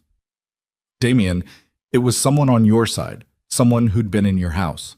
He stood in the hospital corridor at 6:45 in the morning, outside the room where his daughter was sleeping, and felt the cold spread through him with the specific quality of a betrayal. Not surprise, he was past surprise, but the particular weight of learning that the breach had been inside, had been someone who'd sat at his table, had been someone he'd... Who? He said. Marco told him. He stood very still for a moment. Then he said, handle it. How far? Far enough that it's finished, not further. Understood. He ended the call. Stood in the corridor, breathed. Then he pushed the door open and went back into the room and sat in the corner chair and looked at Lucia, who was still asleep, who was unaware of any of it. The negotiation, the betrayal, the machinery of consequence grinding along outside these walls, and who was, in her complete unawareness, the clearest argument he'd ever encountered for why all of it needed to stop. He looked at his daughter. She breathed in. She breathed out. He made a decision that was not dramatic and was not spoken aloud and was not witnessed by anyone in that room and was the most significant decision of his life. He was done. Not stepping back, not restructuring, not managed withdrawal with contingencies and exit ramps. Done. Completely, irrevocably, finally done. And if that created problems, he would face those problems as the man he was becoming instead of the man he'd been, which meant facing them openly, accountably, at whatever cost that required. He would lose things. He already knew that. Men who walked away from what he was walking away from lost things.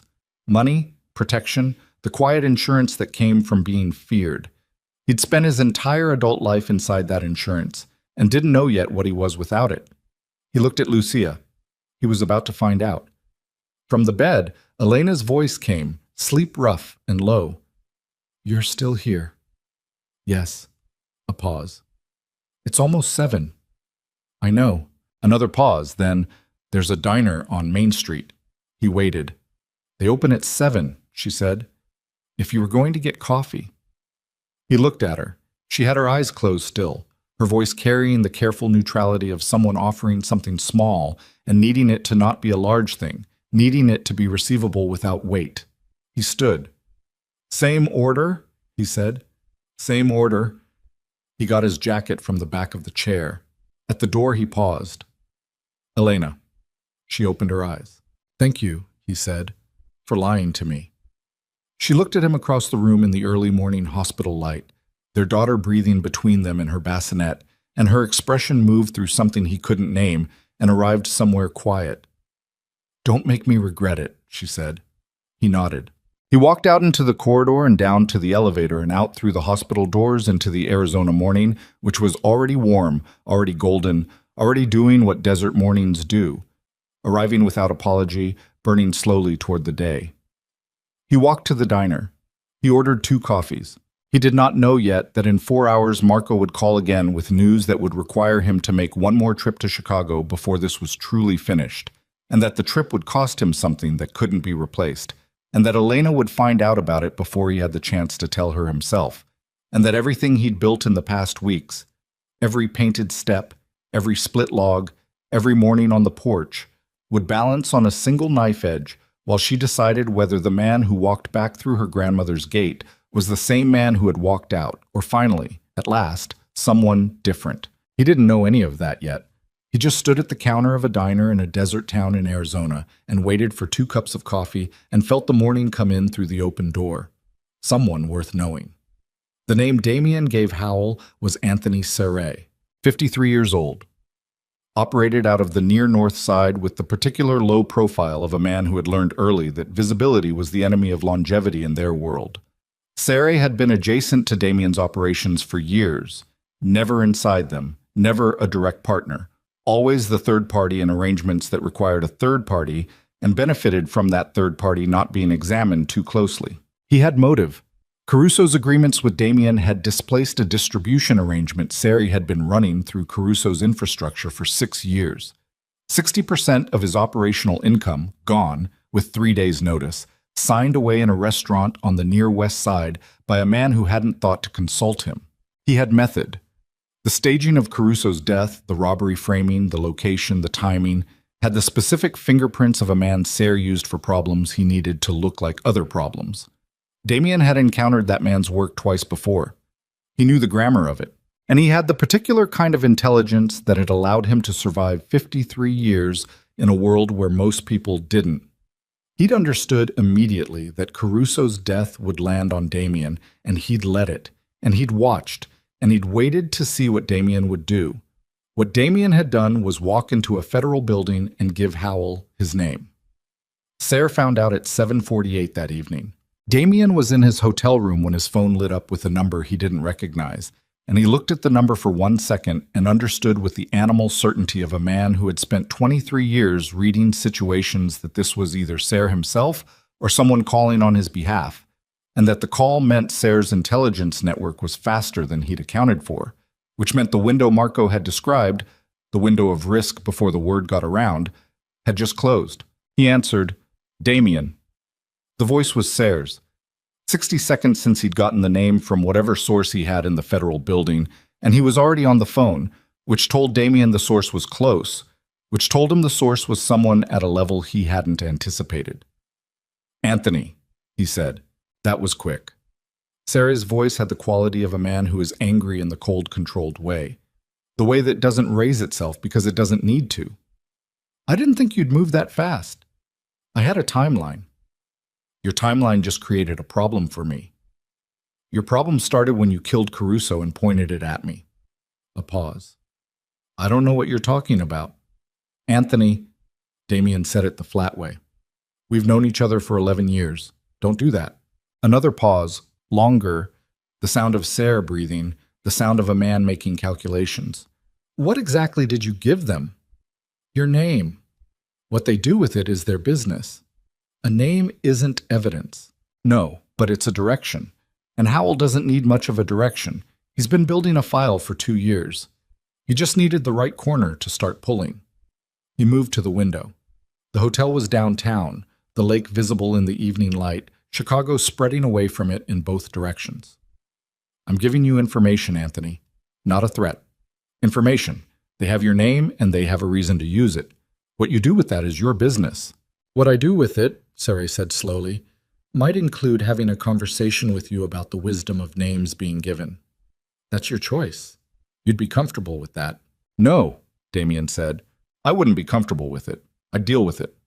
He looked at the lake. "I've made a decision about the kind of man I'm going to be. That decision has consequences I'm prepared to accept. If one of those consequences is you, then it's you. I'm not going to manage my way around a hard thing anymore." The silence that followed was the particular silence of a man reassessing the person he thought he was talking to. "You've changed," Sari said finally. Not a compliment, not an insult. An observation, the way you note that weather has changed, with the implicit acknowledgement that changed weather requires adjusted plans. "Yes," Damien said. "That's inconvenient. For both of us."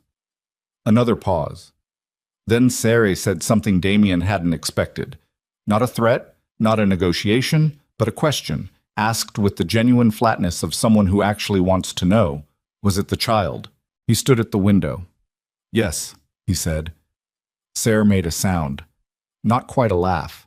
Something more private than that. Something that came from whatever was left in a 53-year-old man who had chosen a different path at whatever fork the path had presented. "All right," he said, and ended the call. Damien stood at the window for a long time. He didn't know what Sari was going to do. He didn't know if the call had been a threat that had changed its mind, or an assessment that had reached a conclusion, or something else entirely. He didn't know if Marco's people were enough, or positioned correctly, or if the next 48 hours would require him to be something he'd decided to stop being. He called Marco. "There knows," he said. "He called me." A beat. "How fast?" 40 minutes from when I gave Howell the name. That's a source inside the building. High level. Someone with immediate access. He paused. Marco, what's your current read on the next 24 hours? Elevated, Marco said. But not critical. Sarah is smart. Smart men don't make moves that create more federal attention when they're already in the crosshairs. He called you instead of doing something. That's a tell. He's thinking, not acting. He might stop thinking. He might. I've got people on it. A pause. Where are you tonight?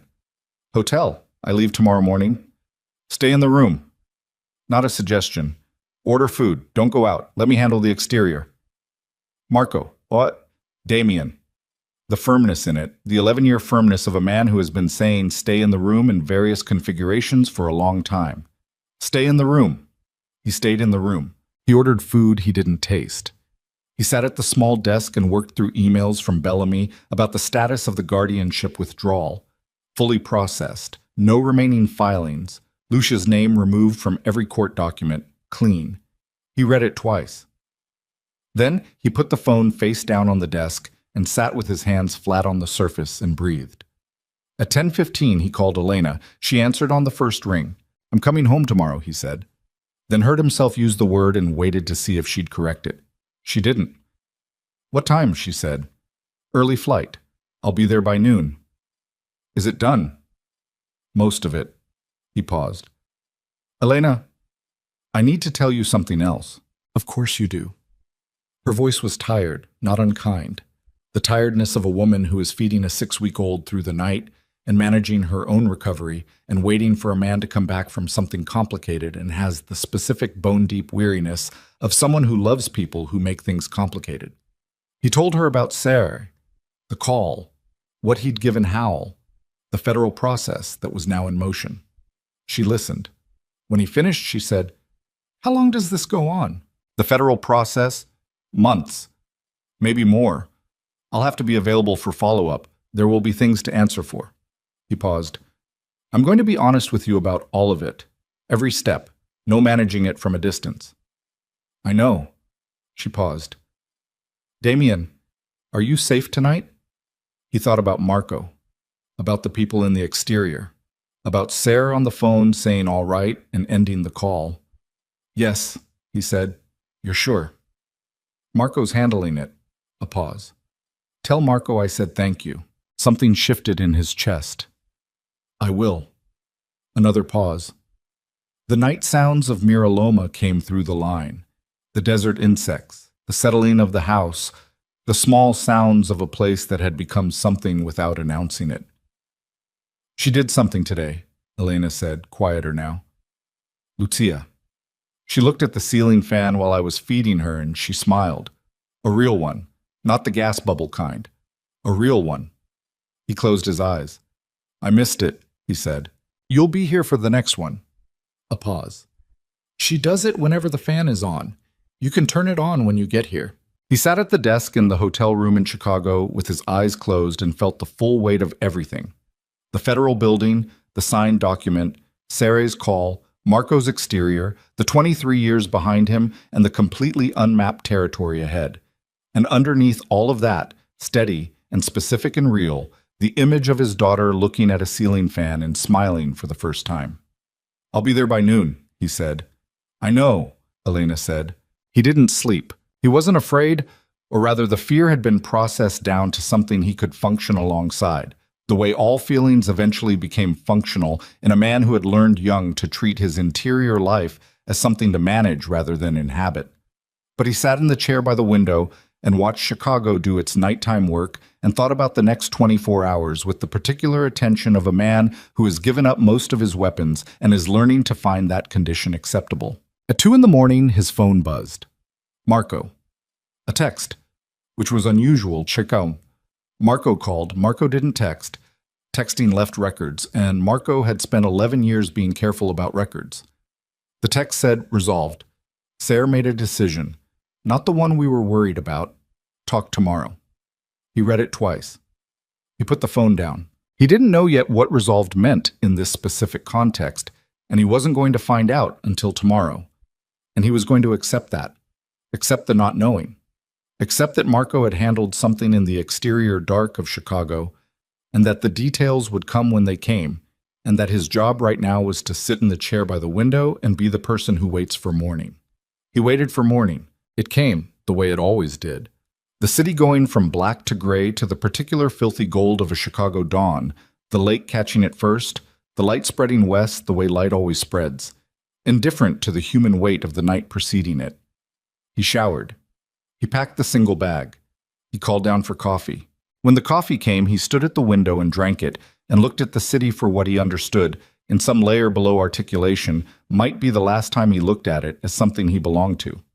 He was not native to Arizona. He had no particular claim on Mira Loma, no history there, no roots. But Elena was there, and Lucia was there, and the porch was there, and the morning light came differently in the desert, direct, immediate, without the glass and steel mediation of a skyline. And he had been, in 6 weeks of mornings, slowly becoming someone who needed that directness. He picked up the bag. He went to the airport. Marco called at 7:40, while Damien was in the security line. "Talk," Damien said. "Sari made contact through an intermediary last night," Marco said. "Wanted to communicate something." "What?" "That he's leaving." His word, leaving.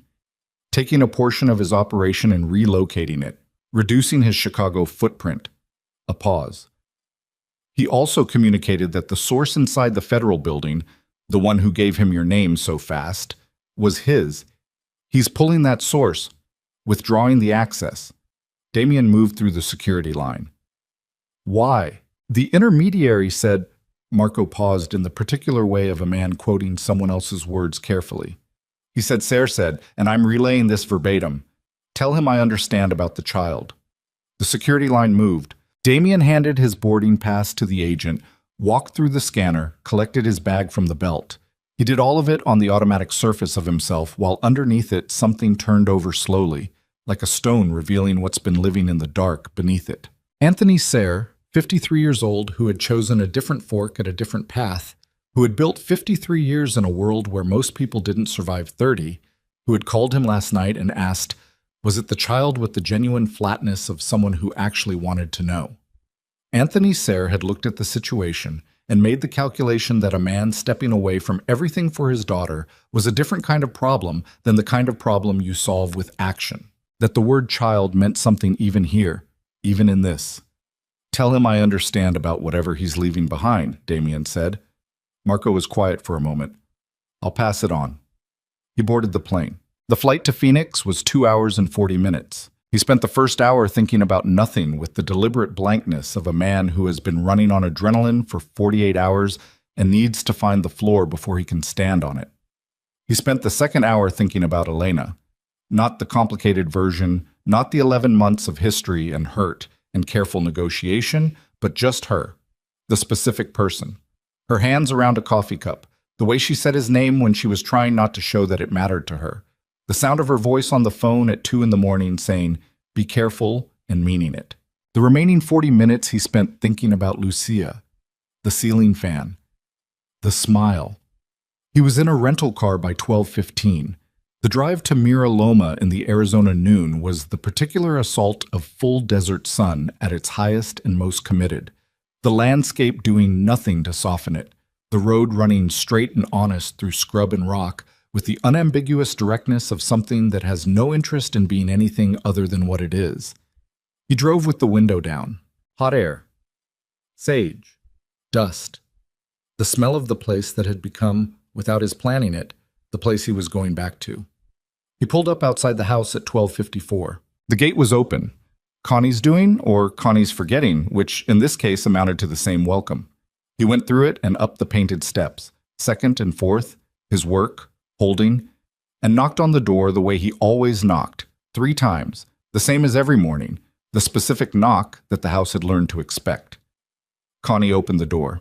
She looked at him, looked him over the way she always did, top to bottom, the unsentimental inventory of a woman who had learned not to trust appearances, but had also learned that appearances contained information. Whatever she found in the inventory satisfied something. "You look terrible," she said. "I haven't slept." "No." She stepped back. "She's in the back." He went through the house, the specific geography of it, The kitchen with its morning smell, the hallway with its slightly uneven floor, the doorway to the back room that Elena had made hers, the room where Lucia's bassinet sat beside the bed with the particular settled permanence of something that had found its place. Elena was in the chair by the window. Lucia was on her chest, face down, the specific position of a baby in the in-between state between sleep and waking, boneless and warm and entirely untroubled. Elena looked up when he came through the door. She looked at him the way she'd been looking at him for 6 weeks. The assessment, the careful inventory, the continuous process of comparing what she saw against what she knew and updating accordingly. He stood in the doorway and let her look. "You're back," she said. "I'm back." "Is it done?" "The important parts." She looked at him for a long moment. Then she looked down at Lucia. "The fan is on," she said. He looked at the ceiling fan turning slowly in the warm air. He looked at his daughter. Lucia, as if registering the attention even in her half-sleep, shifted slightly and turned her face upward toward the fan, and something crossed her face, the specific mobile expressiveness of a very new person encountering something familiar and finding it good. And she smiled. A real one. He stood in the doorway of the room in the house in Mira Loma, Arizona, 41 years old, 23 years of a life he was putting down behind him, like a coat he'd worn too long in rooms that were too small, and watched his daughter smile at a ceiling fan, and felt the last of whatever had been holding itself together by force finally, quietly, come apart. Not in the way things had come apart before. Not the lobby, not the parking lot, not the conference room. Those had been the collapses of a man trying to remain a structure after the foundation had failed. This was different. This was the letting go of a man who had found something real to rebuild on and no longer needed to hold the old thing together because the old thing didn't matter anymore. He crossed the room. He sat on the edge of the bed, close enough that Elena could have reached him if she wanted to, far enough that reaching was still a choice. Lucia found his face with her unfocused dark eyes. She was still smiling. "Hi," he said, quietly. Just that. The baby made the sound, the low intermittent hum, barely audible, the sound she made when she was content, the sound he'd first heard at 11 days old, the sound that had, without his permission or preparation, become the most significant sound he'd ever been in the presence of. Elena was watching him. He looked at her. Something in her face was different from every version of her face he'd seen before. In the lobby, in the kitchen, in the hospital, on the porch, on the phone at 2 in the morning. This was a face that had finished deciding something. He could see the decision in it the way you can see the end of a long calculation in someone's expression when they've arrived at the answer. She didn't say what the decision was. She reached over and took his hand, not dramatically, not with ceremony, just the practical, factual gesture of a woman taking the hand of a man who is sitting on the edge of her bed after 48 hours of being somewhere that had required everything he had left, taking it the way you take someone's hand when you have decided, finally, on the inside, that the hand is one you want to be near. He turned his hand over and held hers. They sat like that for a long time. Outside, the desert afternoon was doing what desert afternoons do. The heat at its maximum, the light at its flattest, the mountains at the horizon going that particular deep purple that showed up only at the hottest hour, as if the heat itself was visible in the rocks. Lucia hummed. The fan turned. Elena's thumb moved once, slightly, against the back of his hand. He didn't say anything. He didn't need to. The months that followed did not move quickly. That was the first thing Damien had to learn, that the life he was building did not operate on the timelines he was accustomed to. His entire adult existence had been structured around momentum, around the relentless forward pressure of decisions that compounded into other decisions, around the particular velocity of a world where stillness was dangerous and waiting was a form of losing. He had been a man in constant motion, even when that motion was invisible to everyone around him. Mira Loma did not accommodate that. The desert had its own pace and enforced it without negotiation. The mornings came when they came. The heat arrived at its own schedule. Lucia ate when she was hungry and slept when she was ready and had no interest in accommodating anyone's sense of urgency. Connie moved through her days with the unhurried precision of a woman who had lived long enough to understand that rushing toward things did not make them arrive faster, only made you more exhausted when they did. And Elena, Elena rebuilt trust the way the desert rebuilt after rain, slowly, from the ground up, without announcing it. He learned to match the pace. It was not easy. There were mornings when the old restlessness came back, the need to be doing something conclusive, to be moving something forward, to be useful in the measurable transactional way he'd always been useful. He would sit on the porch with his coffee and feel the restlessness moving through him and breathe through it and stay in the chair, because the chair was the thing. The chair was what showed up. The chair was the practice of becoming someone who didn't need momentum to feel real. He was in the chair every morning. By the third month, Elena stopped checking whether he'd be there. That was the moment he registered.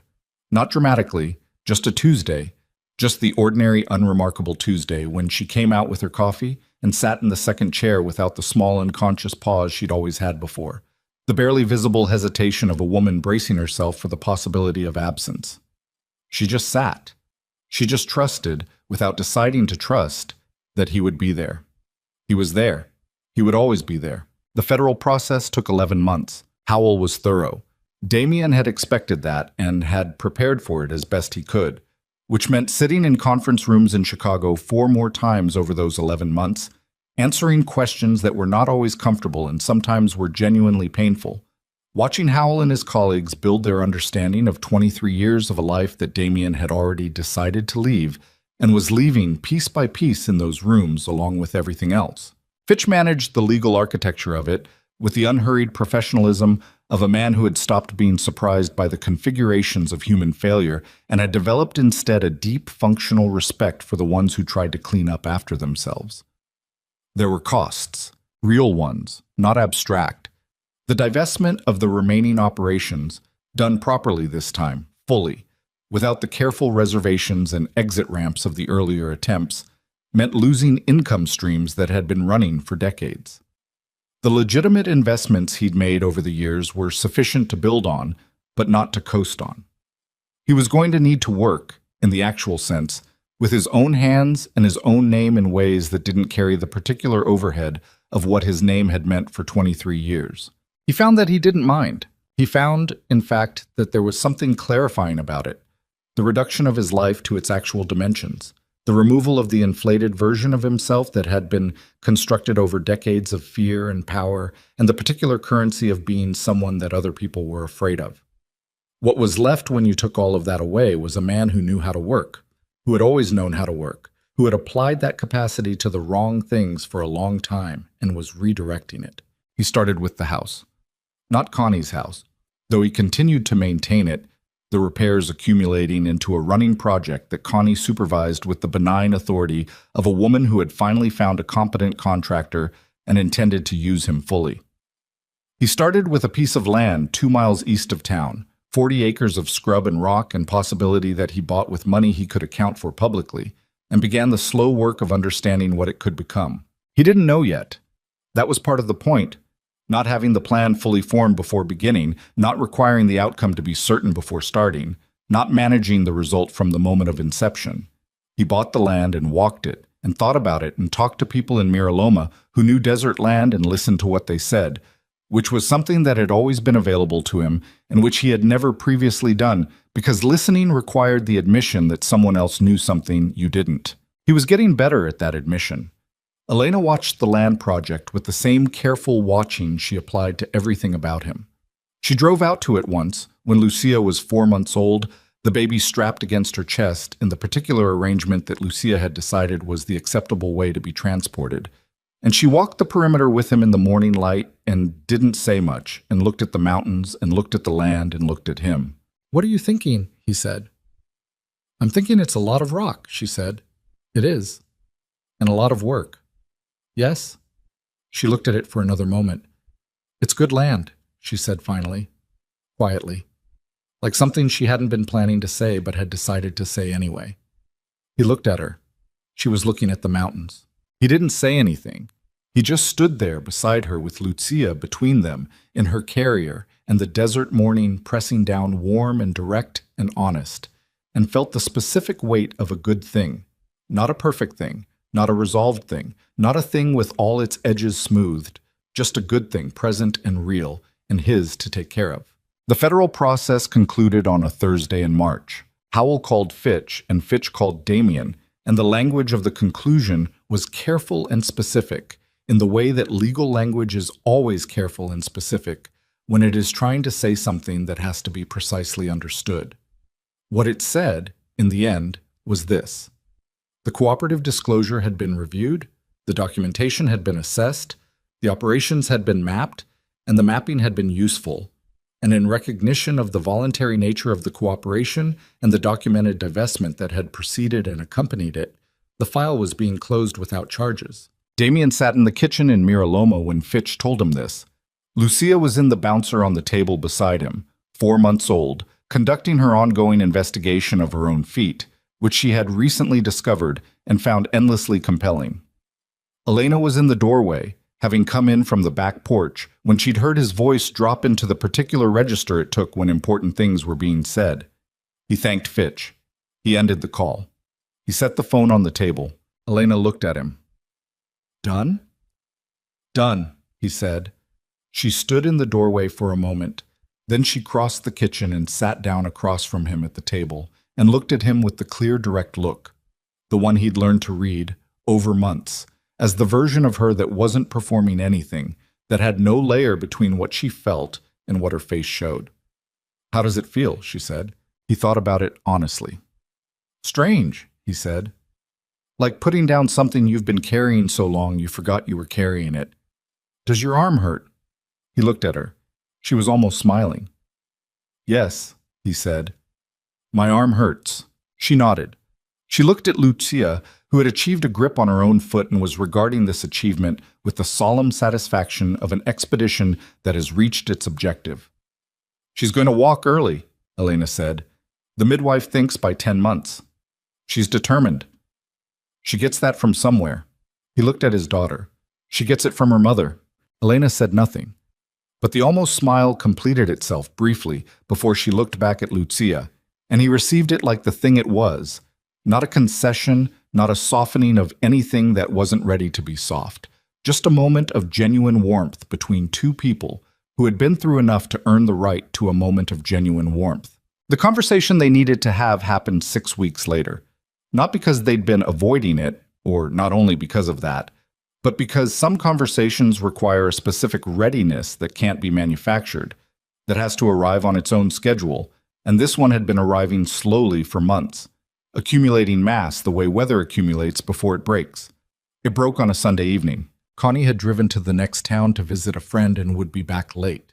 Lucia was asleep, the specific, irrefutable sleep of a 5-month-old who has exhausted herself with the work of existing and will not be interrupted by anything short of genuine emergency. The house was quiet, in the way it got quiet on Sunday evenings, the desert dark coming down outside. The particular stillness that was either peaceful or unbearable depending on what you were carrying into it. Elena was at the kitchen table.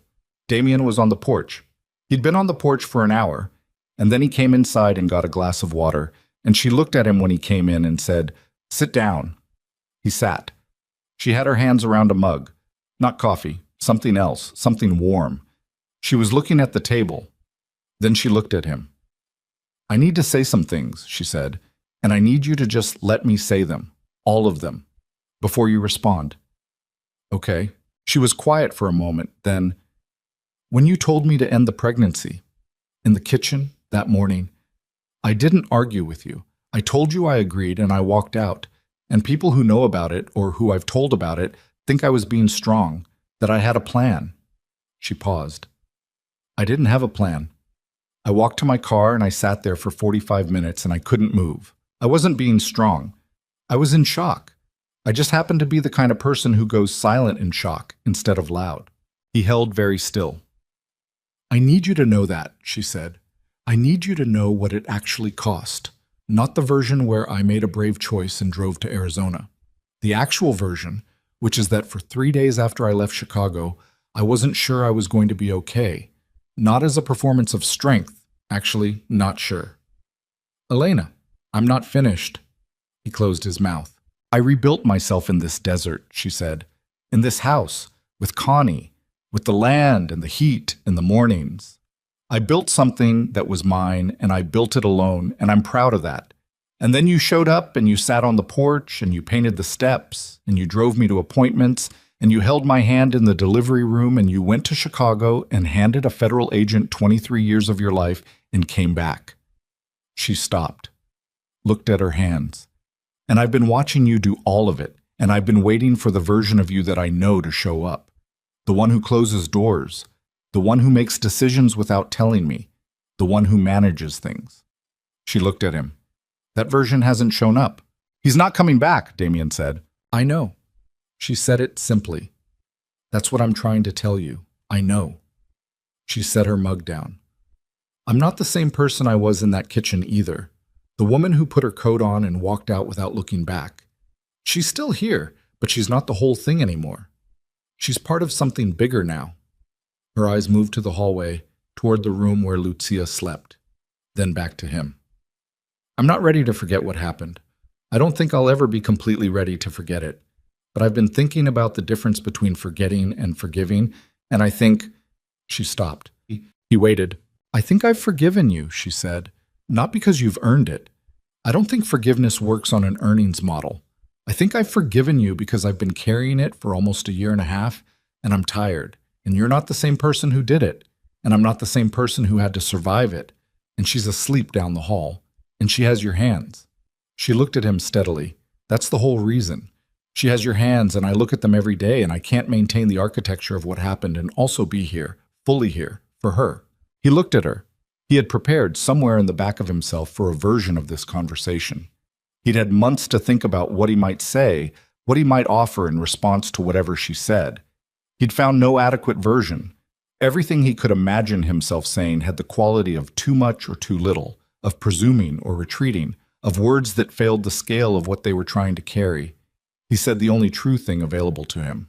I'm sorry, he said. Not as a transaction. Not to get something from you. I'm sorry because what I did was the worst thing I've ever done in a life that contained a significant number of bad things, and the worst part of it is not that you found out or that it nearly cost me Lucia. The worst part is that I said it, that the words were in me and they came out, that there was a version of me that morning who meant them. He held her gaze.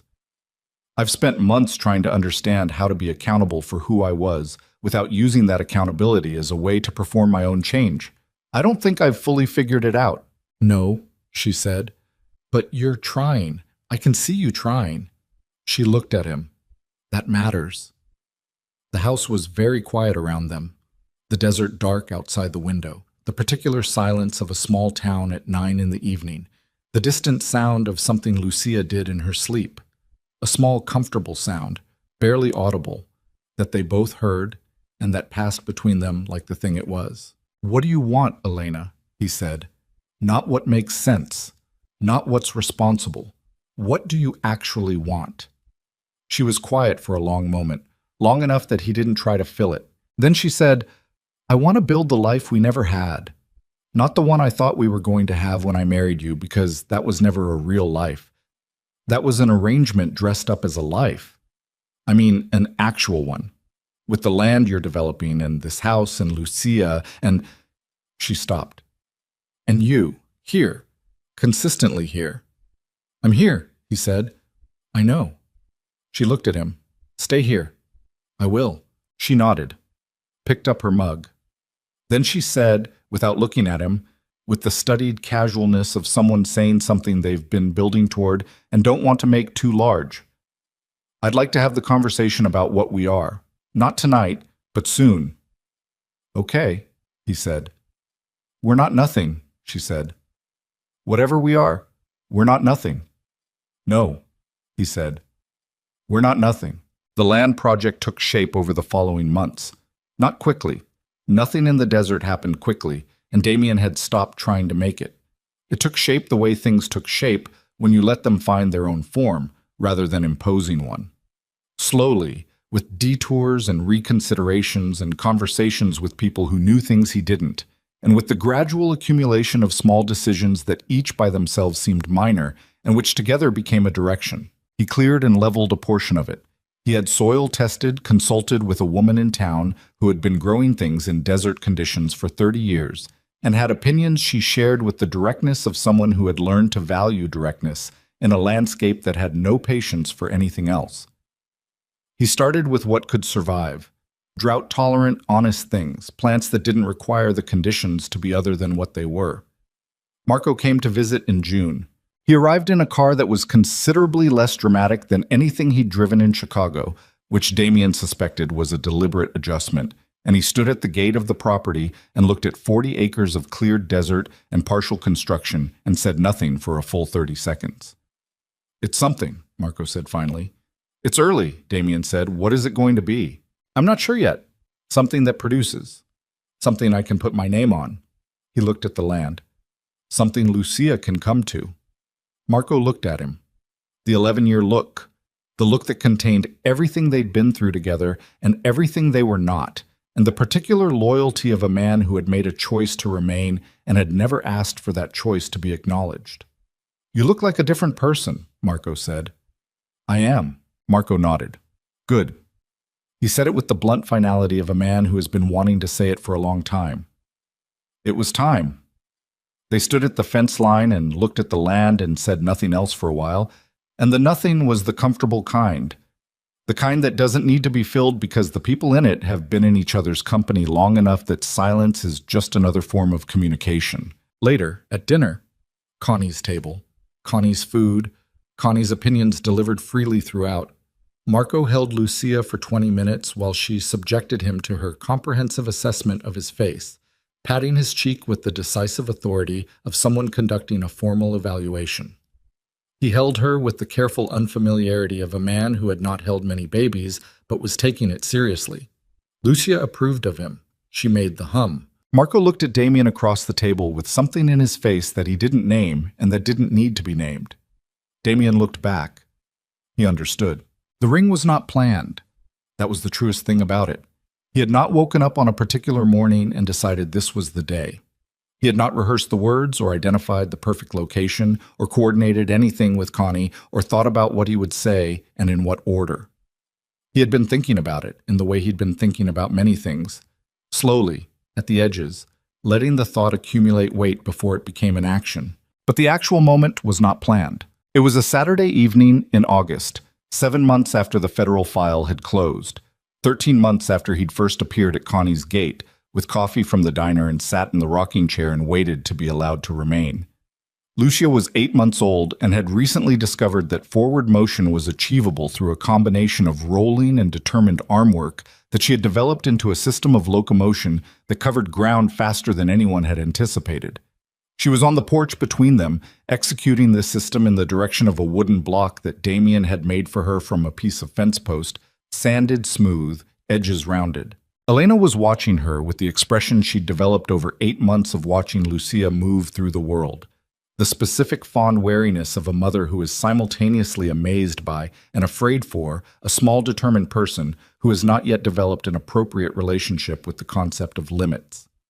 The sun was going down over the mountains. The desert was doing what it did at that hour.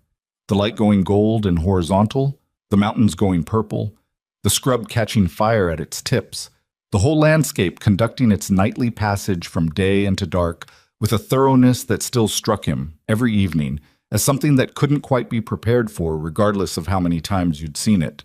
Lucia reached the wooden block, grabbed it, held it up toward the sky with both hands in the gesture of someone presenting an offering or declaring a victory, her face carrying the full uncomplicated triumph of a person who has done the thing she set out to do.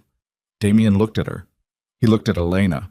She was laughing, a real laugh, unguarded, the laugh of a woman who has been in the vicinity of this particular small determined person for 8 months and has been ambushed, again, by the pleasure of it. He reached into the pocket of his jacket. He'd been carrying the ring for 3 weeks, not planning a moment, just carrying it because it was there and he was here and the opportunity would either arrive or it wouldn't, and he decided not to engineer it. The ring was simple. He'd had it made by a jeweler in Phoenix, a woman who worked with reclaimed materials, and had looked at what he described and made something that was exactly itself. A plain band with a single stone, modest, clean, purchased with money that was entirely accounted for and entirely his. He held it in his hand. Elena looked at him. She looked at his hand. She went very still. Lucia, oblivious to the reorientation of the adult world around her, put the wooden block in her mouth. I'm not going to say I deserve this, Damien said. I know I don't. I'm not going to say I've become someone different enough that the past doesn't exist, because it exists and we both know it, and it's always going to be part of the foundation under everything else. He looked at her steadily. What I'm going to say is that I love you, not the way I should have loved you 3 years ago, which was badly, which was barely, which was the love of a man who didn't know what the word cost and wasn't interested in finding out. He paused. The way I love you now, which is the only way I know how to love anything anymore. By showing up. By being here. By doing the thing every morning regardless of whether it's acknowledged, because the doing of it is the thing, not the acknowledgement. Elena's eyes were very bright. I would like to marry you again, he said, not because it's expected, not because of Lucia, though Lucia is part of everything, because I'm asking you to let me spend the rest of my life being the person I should have been, and I would like to do that as your husband, if you'll let me. The desert evening was very quiet. Lucia put the block down and looked at both of them with the evaluating attention of someone who has registered a change in the atmosphere and is deciding what to do about it. Elena looked at the ring in his hand. She looked at his face. He waited. This was the whole thing. This was what all of it had been moving toward. Not the legal resolution, not the land, not the months of mornings on the porch. This was the question underneath all the other questions. The one that had been sitting at the center of everything since the square, since the hospital, since the hand she'd taken in the delivery room and the thumb that had moved once against his skin in the back room while Lucia hummed and the fan turned. She looked at him for a long time. You already know what I'm going to say, she said. I know what I hope you're going to say.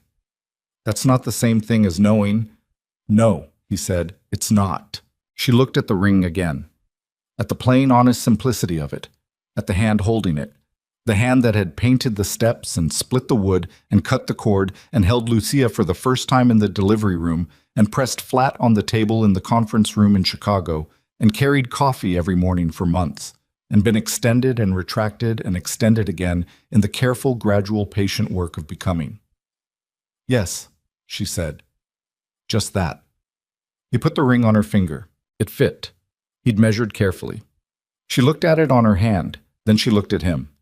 Her eyes were still bright, and she was holding herself with the particular stillness of someone who has just made a large decision and is inhabiting it, feeling its dimensions. Then Lucia, who had been monitoring developments with appropriate attention, reached up from the porch floor and put her hand on Elena's knee, patting it with the decisive authority of someone who has rendered her judgment. Elena laughed. She reached down and picked up her daughter and held her against her chest, and Lucia looked over Elena's shoulder at Damien with her dark, serious eyes, and he looked back at her, and she did not smile exactly. She did something more specific than smiling, the expression of a small person who has assessed a situation and found it acceptable and sees no reason to pretend otherwise. He put his hand on her back. She made the hum. The wedding was small. That was the only word for it. Not intimate, which implied something curated but small, which was simply descriptive. Connie's backyard. A judge from the next town who drove out on a Saturday and shook everyone's hand and had the unhurried warmth of someone who had done many small weddings and had come to believe they were better than large ones. Marco, who had driven from Chicago in the considerably less dramatic car and who wore a suit and held Lucia for the ceremony because Lucia had decided Marco was an acceptable person and would not hear otherwise. No ceremony beyond the ceremony. No flowers beyond what was already growing. No guests beyond the ones already present. They stood in Connie's backyard in the morning light and said what there was to say. He looked at Elena when he said it, at her face in the morning light, the face he'd failed for 3 years to look at directly, that he'd spent a year learning to look at, that he could now look at without the managed distance that had once been the only way he knew how to be near something that mattered.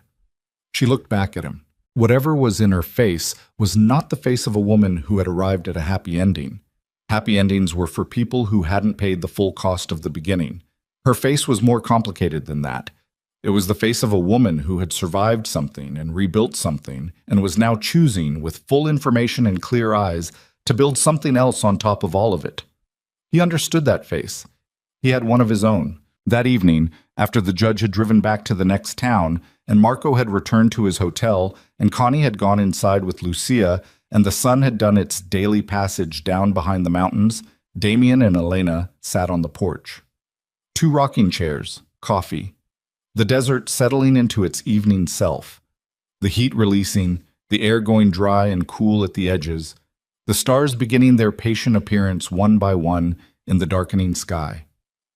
They didn't talk much. They'd said what needed to be said, most of it, over months of mornings and evenings and difficult conversations and the slow, careful work of learning each other again at the level of who they actually were rather than who they'd been performing. There wasn't a backlog of things left unsaid the way there might have been between 2 people who'd gotten here by a cleaner route. What was left was this: the porch, the evening, the presence of each other, the sound of Connie inside with Lucia, occasional evidence of Lucia's ongoing investigation of the world she'd arrived into. After a while, Elena said, "Connie wants to give us the land." He looked at her. "The house?" "The land behind, the extension. She bought it years ago and never did anything with it. She wants us to have it for the project." A pause. "She told me this morning. She said she didn't want to tell you directly because you'd refuse." "I would have refused." "She knows." Elena almost smiled. "She figured if I told you, you'd have less room to refuse." "Does she know you telling me gives me less room? She's 73 and she's been managing people her whole life. She knows everything." A pause. "Will you take it?" He looked at the land, the visible portion of it, the dark scrub at the edge of the yard where the property line was, and beyond which the desert continued in its indifferent abundance. Connie's land, extending his, the 2 pieces fitting together the way things fit together when they've been adjacent for long enough. "Yes," he said. "Good." She rocked. "She'll be insufferable about it." "I know." "She'll use it as permission to have opinions about everything you do with it." "She already has opinions about everything I do with it." "More opinions." A pause. "The comfortable kind." "She loves you, you know. She'd never say it." "I know." He looked at the mountains. "I love her too." Elena rocked. He rocked. The stars continued their patient accumulation overhead, the desert dark pressing down full and clear and very close. From inside, Lucia made a sound. Not the hum, something different, something new. A sound neither of them had heard before, high and exploratory, the sound of a small person testing a new capability and finding it interesting. They both went still, listening. The sound came again. Elena's expression shifted into the specific delight of a mother receiving new information about her child. "That's new?" she said. "Yes. She's going to do that all night now." "Probably." They listened. The sound came a third time, longer, more elaborate. Lucia conducting her experiment with the focused commitment of a scientist who has found a variable worth investigating. Damien looked at the sky. He thought about the man he'd been on the 42nd floor of a building in Chicago, holding a glass of scotch he never touched, looking at the city through glass. The distance between that man and this porch was not measured in miles.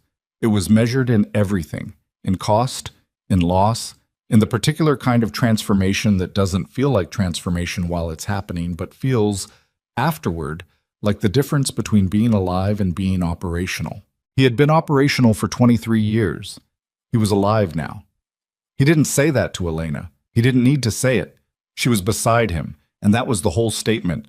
Her presence beside him, the ring on her finger, the sound of their daughter's voice coming through the window of the house that had become home without anyone deciding it would, the land extending behind them in the dark, waiting to become something. He reached over. He put his hand over hers on the armrest of the chair. She turned her palm up and held it. The stars came out completely. The desert said nothing. The desert never said anything. It just continued being what it was, vast and indifferent and honest and full of the particular silence that isn't emptiness, but is instead the sound of a place that has been here longer than any human decision and will be here longer than any human consequence, and which offers, to anyone willing to slow down enough to receive it, the specific and irreplaceable information that the world does not require you to be what you were, only what you are, only what you choose each morning to become. Lucia made her new sound again, louder this time, with the confidence of someone who has decided the experiment is a success and intends to share the findings. Elena's hand tightened around his. He held on.